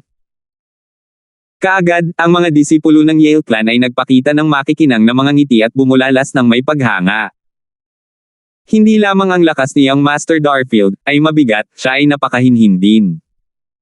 Talagang mahirap makuha. Nang makita niya si Alvin na tumanggap ng ganoong paggalang mula sa mga disipulo ng Yale Clan, ang ekspresyon ni Banjo ay ganap na nagdilim, at tumingin siya sa kalapit na Timothy at kinutya. Patriarch Yale, sa palagay ko ang iyong posisyon bilang Patriarch Yale ay halos maibibigay sa Alvin na ito.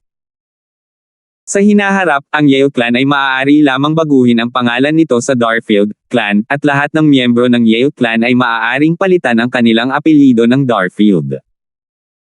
Ang mga salita ni Banjo ay naging dahilan ng pagiging hindi magandang tingnan ni Timothy. 854. Ang paghiling sa Yale Clan na palitan ang pangalan nito ay walang alinlangan na insulto sa kanilang Yale Clan. 4A time? Hindi lang si Timothy, lahat ng elder at disciples ng Yale clan ay galit na tumitig kay Banjo, pero dahil sa takot kay Conrad, hindi sila nang ahas na kumilos. Little Ann, huwag masyadong lumayo. Huwag kalimutan na hindi tayo pumunta sa Yale clan ngayon para hatulan sila.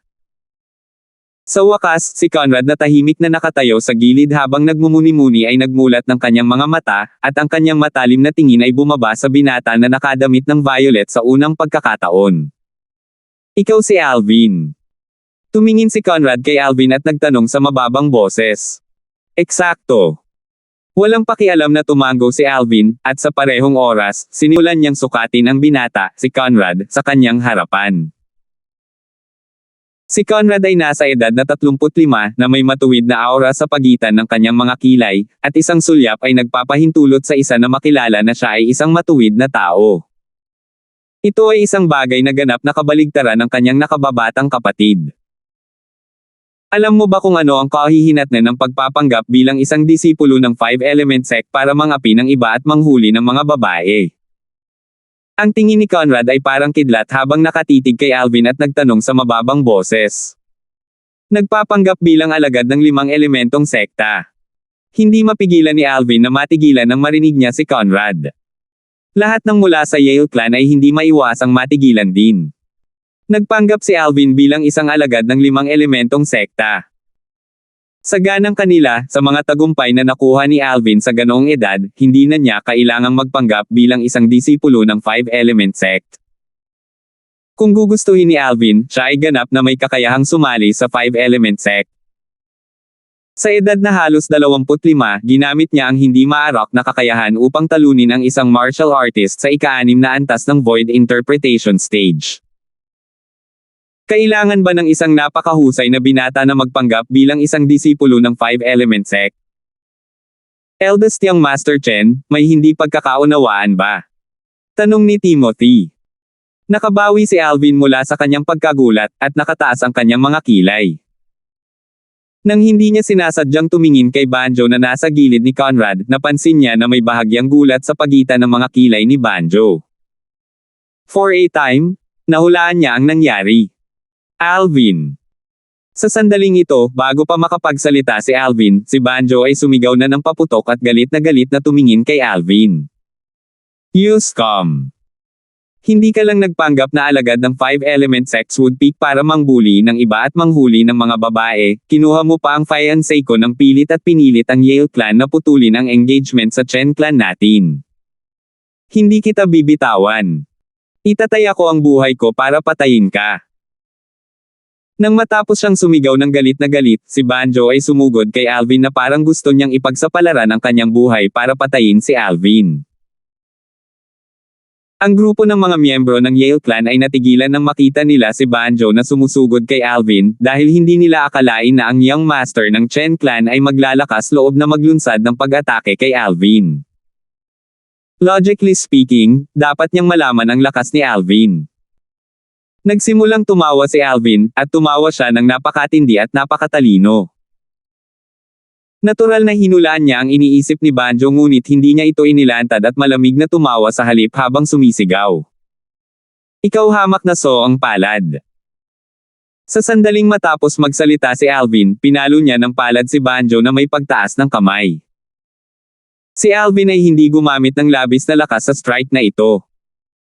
Huwag mong saktan ang aking nakababatang kapatid. Nang makita niya ang hampas ng palad ni Alvin na malapit nang bumaba kay Banjo, sumigaw si Conrad na may malungkot na boses habang humahakbang siya pasulong, at katulad din na tinampol ang kanyang palad upang salubungin ang palad ni Alvin. Whoosh! Ang malawak na pinanggalingan na enerhiya ay napalitan ng malawak at umaalab na apoy sa palad ni Conrad habang ito ay kumikislap sa kalangitan at nagbunga ng isang alon ng nakakatusok na mga pagsabog ng hangin bago kumilos upang harangin ang palad ni Alvin. Sa kalangitan, ang kababalaghan ng langit at lupa ay biglang bumangon upang unahin ang 60 sinaunang sungay na dragon silhouette bago lumitaw ang isa pang 40 sinaunang sungay na dragon silhouette. Isang kabuuan ng 100 sinaunang may sungay na mga silhouette ng dragon ang nag-flash out na may kahangahangang aura na bumaril sa kalangitan tulad ng isang bahaghari. Ika-4 na antas ng Void Interpretation Stage. Pangatlong antas ng Intermediate Fire Concept. Ito ang lakas ng eldest young master ng Chen Clan, ang disipulo ng 5-element Sexwood Peak, si Conrad. Kawili-wili. Ang mga sulok ng bibig ni Alvin ay kumulat sa isang malamig na ngiti habang ang origin energy sa kanyang kamay ay biglang sumabog upang mag-transform sa mga bug zone ng napakalamig na malakas na hangin na bumuo ng walang tigil na umiikot na vortex sa gitna ng kanyang palad. Bang! Sa wakas, nagbanggaan ang mga palad ni na Alvin at Conrad at nagbuga ng napakalaking putok. Kasunod nito, ang nagngangalit na apoy ay bumulwak mula sa palad ni Conrad at nag-spray patungo kay Alvin na parang gusto nitong sunugin ang buong katawan ni Alvin upang maging abo. Ang malakas na hangin na umuungal at umiikot ng walang katapusan ay nag-counter-attack mula sa kamay ni Alvin sa halip, at bumangga ito sa nagngangalit na apoy bago ito tuluyang pinigilan. Basag! Umalangaw-ngaw ang malinaw na tunog ng pagkabali ng mga buto, at sinamahan ito ng isang napakabigat na ungol habang pumapasok ito sa mga tainga ng lahat ng naruroon. Kasunod nito, nakita ng lahat na pagkatapos na pigilan ng hampas ng palad ni Alvin si Conrad at nabali ang braso ni Conrad, ang hampas ng palad na tumakas na parang buhawi ay bumaba papunta kay Conrad. Bang! Isa pang napakalakas na putok ang umalangaw-ngaw habang ang buong katawan ni Conrad ay lumipad palabas na parang pana na umaalis sa busog, at pagkatapos niyang lumipad palabas ng mahigit 10 metro, nabangga siya sa dingding ng Yale Clan's audience hall bago bumagsak at nawala ng malay. Sa halos parehong oras. Swish! Swish! Sa kalawakan ng kalangitan sa likod at sa harap ni Alvin bilang sentro, 2 compressed waves ng hangin ang sumabog at tumangay palabas sa paligid, at ito ay humihip sa mga damit ng mga miyembro ng Yale Clan hanggang sa pumutok sa hangin. Ang ilang mga alagad ng Yale Clan na may medyo mababang cultivation ay tinamaan pa ng mga alon ng hangin hanggang sa paulit-ulit na pag-atras ng ilang hakbang. Sa kalangitan sa itaas ng Alvin, 110 sinaunang may sungay na mga silhwete ng dragon ang unti-unting nagkalat, na naging dahilan upang muling bumalik sa kalmado ang kalangitan. It's still the first time I'm fighting since I broke through. Bahagyang naikuyom ni Alvin ang kanyang mga kamao habang nagpapakita siya ng bahagyang ngiti. Ika-5 antas ng Void Interpretation Stage. Pangatlong antas ng Intermediate Wind Concept. Ito ang kasalukuyang lakas ni Alvin. Sa panahong ito sa Yale Clan, hindi lamang nakumpleto ang kanyang cultivation sa isang breakthrough, maging ang kanyang wind concept ay nasira na naman upang makakuha ng pagtaas ng lakas ng 20 sinaunang horned dragons. Pero, bakit hindi nadagdagan ang spiritual force ko this time? Mula nang makapasok siya sa ika-5 antas ng Void Interpretation Stage 2 araw na ang nakakaraan, si Alvin ay palaging naguguluhan dito at hindi alam kung ano ang eksaktong nangyari. Ayon sa kumbensyon, ang kanyang espiritual na lakas ay napabuti ng isang soul pearl at iyon ay may kakayahang mapabuti ang lakas ng kaluluwa, at ang kanyang kaluluwa ay 2 antas na mas mataas kaysa sa kanyang paglilinang. Sa lahat ng panahon, ang kanyang espiritual na lakas ay nagpapanatili ng isang pagsulong ng pagiging 2 antas na nauuna sa kanyang paglilinang. Ngunit nang makapasok siya sa ika-5 antas ng Void Interpretation Stage sa pagkakataong ito, napansin ni Alvin sa kanyang pagkabigla na ang kanyang spiritual force ay nasa ika-6 na antas pa rin ng Void Interpretation Stage at hindi umabant sa ika-7 antas ng Void Interpretation Stage. Sa lohikal na pagsasalita, ito ay imposible. Isa lang ang posibilidad. Naiwan itong side effect pagkatapos ng kakaibang pagbabago ng Devil Seal Tablet. Ngayon ay maaari lamang itong ipaliwanag ni Alvin sa ganitong paraan. Noong araw na iyon, nang siya ay kinubkob ng 6 na Elder ng Skywolf Fort, ang enerhiya na bumulwak mula sa loob ng Devil Seal Tablet pagkatapos niyang hawakan ito ay hindi lamang pumasok sa kanyang braso, pumasok din ito sa kanyang kaluluwa. Pagkatapos noon ay nawalan siya ng malay. Sa kanyang pagkatulala, isang eksenang parang panaginip ang lumitaw, samantalang, nakumpirma na niya na hindi iyon panaginip kundi katotohanan. Pansamantalang nakontrol ng enerhiya ng Devil Seal Tablet ang kanyang katawan at pinatay ang lahat ng buhay na nilalang sa kanyang paligid. Noong panahong iyon, kahit si Feng Wu daw ay muntik nang mapatay niya na kinokontrol ng Devil Seal Tablet.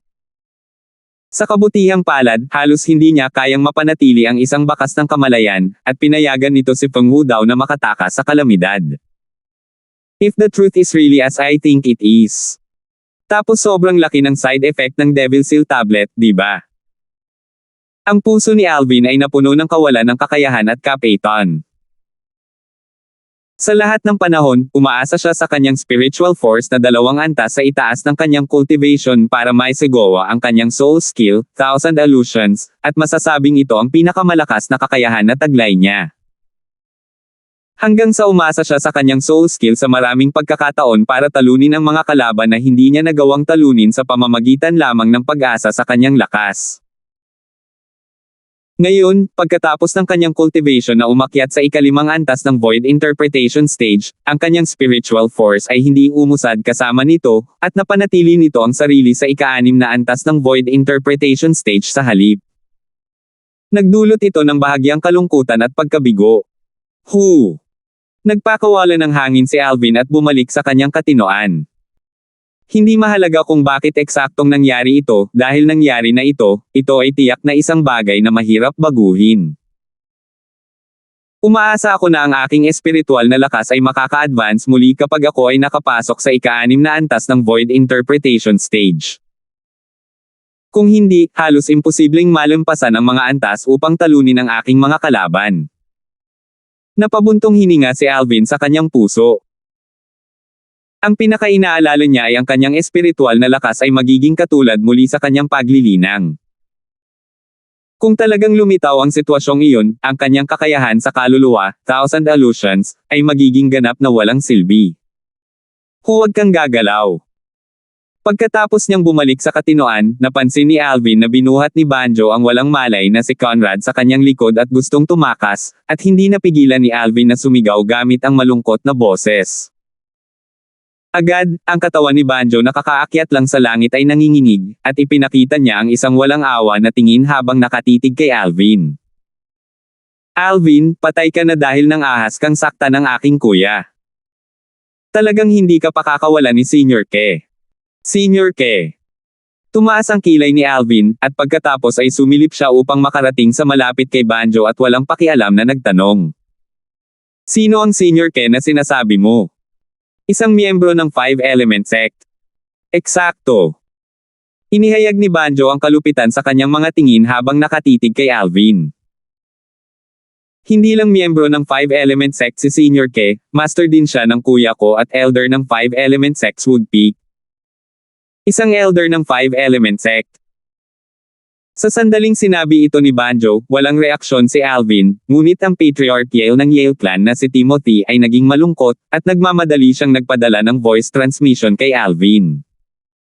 Brother Darfield, dapat mong iwanan ang Yale clan ng mabilis at magtago. Ang isang elder ng 5-Element Sect ay nasa void transformation stage man lang. Siya ay malayo sa isang bagay na maihahambing mo. Isang elder ng 5-Element Sect. Si Alvin ay tila hindi niya narinig ang sinabi ni Timothy, at ang kanyang mga kilay ay nakataas habang nakatingin kay Banjo at walang pakialam na nagtanong. Nasaan na ang elder na iyon ng 5-Element Sect? Natural siya sa aming Chen clan. Malamig na umungol si Banjo, at pagkatapos ay tumawa siya. Hindi mo naman iisipin na pumunta sa Chen clan natin para humingi ng tawad kay Senior Ke, di ba? Kung oo, sabihin ko sa'yo ngayon. Walang kwenta. Si Kuya ang pinakagusto ni Senior Ke na alagad at tinuturing niya si Kuya bilang sarili niyang anak. Dahil napilayan mo ang braso ng kapatid ko at nasugatan pa siya ng husto. Tiyak na hindi ka bibitawan ni Senior Ke. Nang matapos siyang magsalita, mas lumawak ang ngiti sa mukha ni Banjo. Sino pa mula sa 5-Element Sect ang sumama sa kapatid mo? Kalmado pa rin ang ekspresyon ni Alvin habang walang pakialam na nagtanong. Kahit Senior Ke lang, sapat na para lipulin ka ng 1,000 beses. Alvin, maghugas ka ng leeg at maghintay. Siyempre, makakatakas ka rin. Ha. Nang matapos siyang magsalita, walang pigil na tawa si Banjo, at napuno ng saya ang tawa niya. 855. Hindi nakakagulat na ang mga tao sa Driftwood Town ay nagsasabi na ikaw ay mas masahol pa sa isang hayop, hindi sila mali kahit kaunti. Isang patak ng lamig ang lumitaw sa mga sulok ng bibig ni Alvin habang nakatingin siya kay Banjo na tumawa ng malakas. Alvin, kung ako sa iyo, mabilis akong tatakas para sa aking buhay at hindi mag-aaksaya ng oras dito. Ngunit kahit na tumakas ka sa Driftwood Town, baka hindi ka makakatakas sa mga kamay ni Senior Ken. Binawi ni Banjo ang kanyang walang pigil na pagtawa, at tumingin siya kay Alvin na parang nakatingin sa patay. Sa tingin mo ba magiging napakatanga ang isang marangal na elder ng Five Element Sect? Biglang tumawa si Alvin, tumawa hanggang sa nakaramdam ng kilabot si Banjo at hindi napigil ang sumigaw ng malamig. Anong ibig mong sabihin dito? Anong ibig kong sabihin? Si Alvin ay tumingin ng malalim kay Banjo. Hindi kaya malinaw sa iyo ang ibig kong sabihin kaysa sa iba? Marahil ako ang nakasugat sa iyong kuya, ngunit bakit ko sinaktan ang iyong kuya? Sa tingin mo ba ay hindi malalaman ng elder ng Five Element Sect na ikaw ang nanguna sa iyong kuya sa bitag? Ang daldal mo. Malungkot ang mukha ni Banjo nang ipahiwatig ni Alvin ang kanyang mga alalahanin, at umungal siya ng galit na parang gusto niyang gumamit ng malakas na boses upang itago ang kawalan ng tiwala sa kanyang puso. I'm talking nonsense. Ang ngiti na naaninag sa mukha ni Alvin ay mas lalong sumikat, at pagkatapos ay sinabi niya, sige. Pupunta ako sa Chen Clan kasama ka. Tingnan natin kung ang elder ng Five Element Sect na iyon ay napupuot sa iyo, ang dahilan ng lahat, o ako, ang taong nanakit sa iyong kuya. Ikaw. Naglakas loob ka pa ring pumunta sa Chen Clan natin. Nagsikip ang mga mag-aaral ni Banjo habang nagtatakang sinabi niya, hindi ka ba natatakot sa kamatayan? Kamatayan. Kahit mamatay ako, malamang nauna ka sa akin ang mamatay, tama? Labis akong na-curious, anong ekspresyon ang taglay ng elder ng Five Element Sect na iyon kapag ang disipulong pinakaminamahal niya ay dinala sa bitag ng sarili niyang nakababatang kapatid. Nanatili ang ngiti sa mukha ni Alvin. Ikaw. Galit ka. Galit ka. Lubhang madilim ang ekspresyon ni Banjo dahil talagang nag-aalala siya na babalik si Alvin sa Chen Clan kasama niya. Noong una ay naisip niya na ang kanyang plano ay lubos na masinsinan, at minsang dinala niya ang kanyang nakatatandang kapatid na nasugatan ng husto sa Chen Clan habang si Alvin ay tumakas sa halip. Kung gayon ang guro ng kanyang kapatid, ang elder ng 5 elementong sekta, si Ken, ay tiyak na walang pag-aalinlangan sa paghabol at pagpatay kay Alvin. Sa oras na iyon, si Alvin ay malamang na hindi na magkakaroon ng pagkakataong magsabi ng kahit ano bago patayin ni Ken.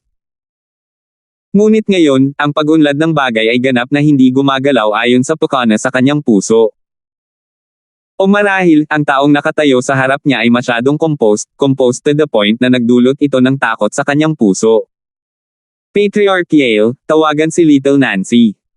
Sabay tayong pupunta sa Chen Clan. Hindi ba sinabi nitong second young Master Chen na pilit kong kinuha ang kanyang fiancé? Haharapin natin ang elder ng Five Element Sect kasama niya. Hindi ako naniniwala na lahat ng Chen Clan ay sasama sa kanyang mga kasinungalingan. Nang matapos siyang magsalita, ang mga sulok ng bibig ni Alvin ay pumulupot sa isang nakakatuwang ngiti. Bilang Patriarch Yale ng Yale Clan, si Timothy ay natural na hindi isang hanggal na tao, at malabo niyang nahulaan ang ilang bagay mula sa sinabi ni Alvin kanina. Sige. Isasama ko ngayon si Little Nancy. Habang nagsasalita siya, si Timothy ay naging isang kidlat na pumutok patungo sa maliit na patio na tinitirhan ni Nancy. Sa kalangitan, ang ekspresyon ni Banjo ay sobrang hindi magandang tingnan habang nakatingin kay Alvin at sinabi sa mahinang boses, Alvin, ano ba talaga ang gusto mong gawin? Ano ang gusto mo? Anong gusto kong gawin? Anong gusto ko? Tumingin si Alvin kay Banjo na parabang nakatingin siya sa isang tulala at malamig na tumawa. Second young Master Chen, hindi ba dapat ako ang magtatanong sa iyo ng mga salitang ito? Gusto kong tanungin ka kung ano ang gusto mong gawin. Ano ang gusto mo? Bilang paggalang sa iyong ama, hindi ako nag-alala tungkol sa mga bagay na ginawa mo noon. Ngunit ano na ang nagawa mo ngayon? Niloko mo ang sarili mong kuya at ginamit mo siya para harapin ako. Sa tingin mo ba, ako, si Alvin, ay isang tulala na katulad mo at papasok sa iyong bitag? Nang matapos siyang magsalita, dahan-dahang nagsalita si Alvin ng isang salita mula sa kanyang bibig. Idiot! Idiot! Ang boses ni Alvin ay parang tunog ng isang napakalaking kampana na yumanig kay Banjo hanggang sa ang kanyang mukha ay namutla. Bawat salitang binigkas ni Alvin ay tila napalitan ng martilyo na malakas na bumangga sa kanyang dibdib at naging dahilan upang mas bumilis ang kanyang paghinga. Alvin! Sa wakas, huminga ng malalim si Banjo at sinabing dahan-dahan, hanggat hilingin mo sa mga miyembro ng Yale Clan na huwag magsabi ng anuman tungkol sa nangyari ngayon, kung gayon ay hindi ako mag-aalala tungkol dito sa iyo. Kung tungkol sa aking kuya, sasabihin ko na siya ay nasugatan ng husto ng isang eksperto na hindi kilalang pinanggalingan. Ang pagsasalita ni Banjo ng ganito ay malinaw na tanda ng pagsusumit, at kasabay nito, inamin niya na nabigo ang kanyang plano. Oh! Labis na nagulat si Alvin nang marinig niya si Banjo, at pagkatapos ay nagtanong siya ng may pagtataka. Pero halatang nasaktan ko ang kapatid mo. Kahit alam niya na nasaktan ko rin siya. Sa ganitong paraan, hindi ba malalaman ng elder ng 5-element sect sooner or later? Pinakamamahalan ako ni kuya. Hanggat aminin ko sa kanya ang mga pagkakamali ko, siguradong sasama siya sa mga sinasabi ko at talagang hindi ka ibebenta. Nagsalita si Banjo sa mahinang boses. Ang mga salita ni Banjo ay naging dahilan upang hindi napigilan ni Alvin ang pagbaril ng kanyang tingin kay Conrad na lubhang nasugatan at walang malay, at ang kanyang mga mata ay nagpakita ng kaunting awa. Sa ganang kanya, talagang isang malungkot na bagay para kay Conrad ang pagkakaroon ng ganoong nakababatang kapatid. Ang kanyang nakababatang kapatid ay ganap na kinuha ang kanyang pagmamahal bilang isang kasangkapan na maaaring gamitin, at ito ay kaawa-awa. Masama talaga ang loob ko sa kuya mo. Umiling si Alvin at nagsalita mula sa kaibuturan ng kanyang puso. You don't have to care about this. In any case, we'll go our own ways. Sa sandaling matapos magsalita si Banjo, gusto niyang kunin ang walang malay na si Conrad at umalis. Whoosh! Sumimangot si Alvin para pigilan si Banjo.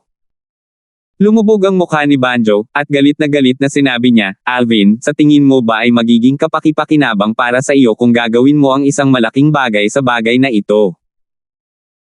Hayaan mong sabihin ko sa iyo na kahit na alam ng Panginoon ng aking kapatid ang pagkakasunod-sunod ng mga pangyayari, imposibleng patayin niya ako nang pinuprotektahan ako ng kapatid ko.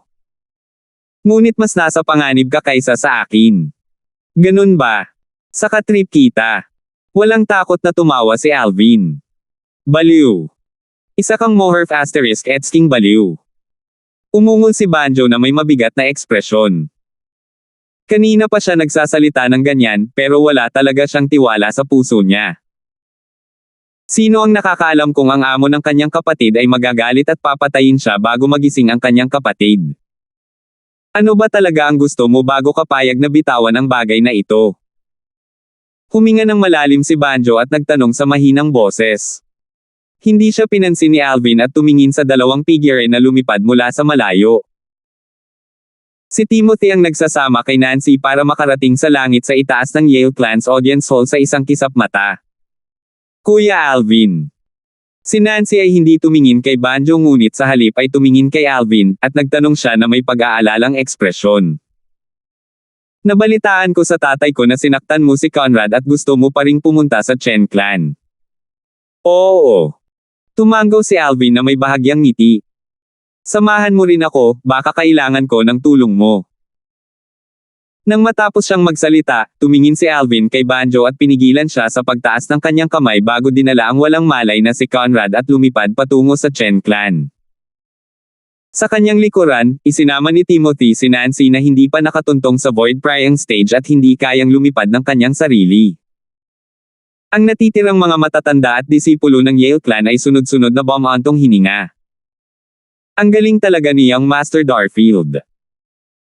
Mula sa simula hanggang sa huli, ang Young Master na iyon ng Chen Clan ay ganap na pinaglaruan sa palad ng Young Master Darfield.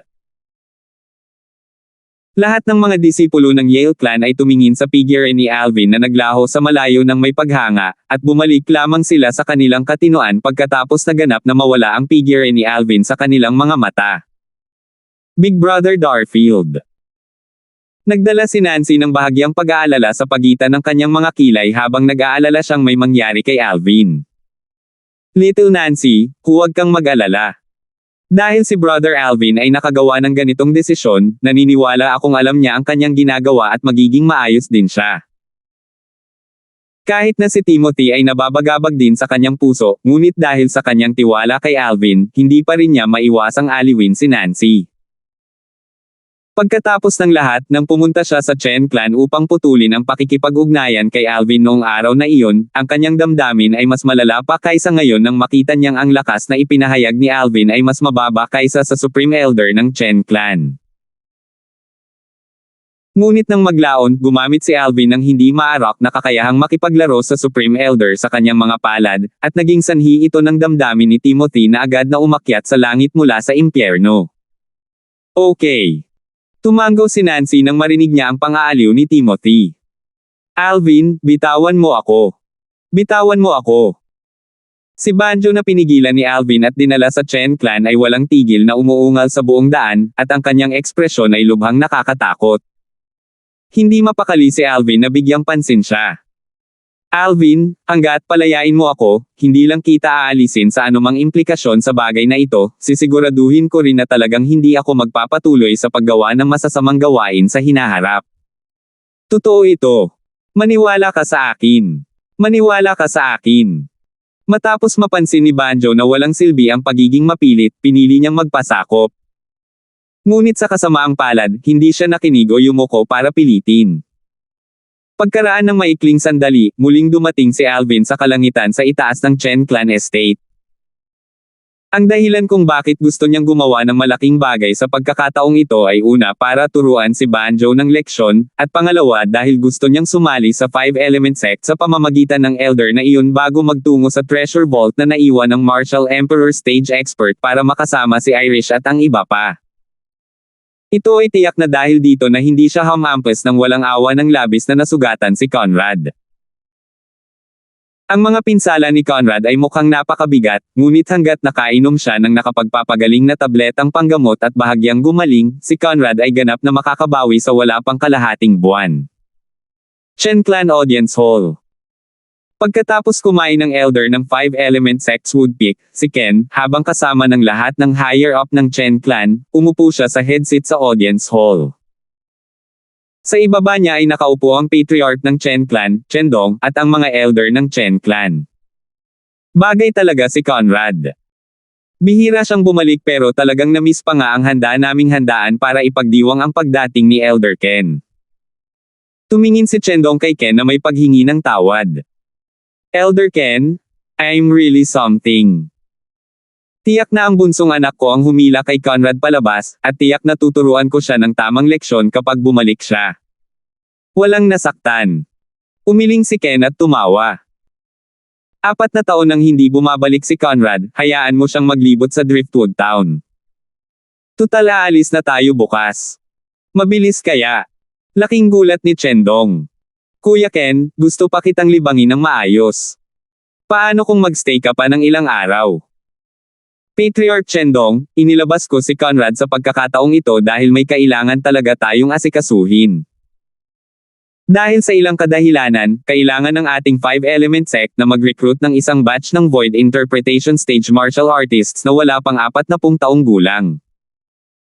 Hanggang ngayon, 2 tao lang ang na-recruit ng woodpick natin, at malayo pa tayo sa inaasahang target. Nang matapos magsalita si Ken, hindi niya maiwasang mapabuntong hininga. Ang ating oras ay napakahigpit. Void Interpretation Stage mga martial artist na wala pang 40 taong gulang. Hindi maiwasang lumiwanag ang mga mata ni Chendong nang marinig niya si Ken. Elder Ken, may naisip akong tao noong sinabi mo ito. Baka makatulong ako na irekomende siyang sumali sa 5-element sect.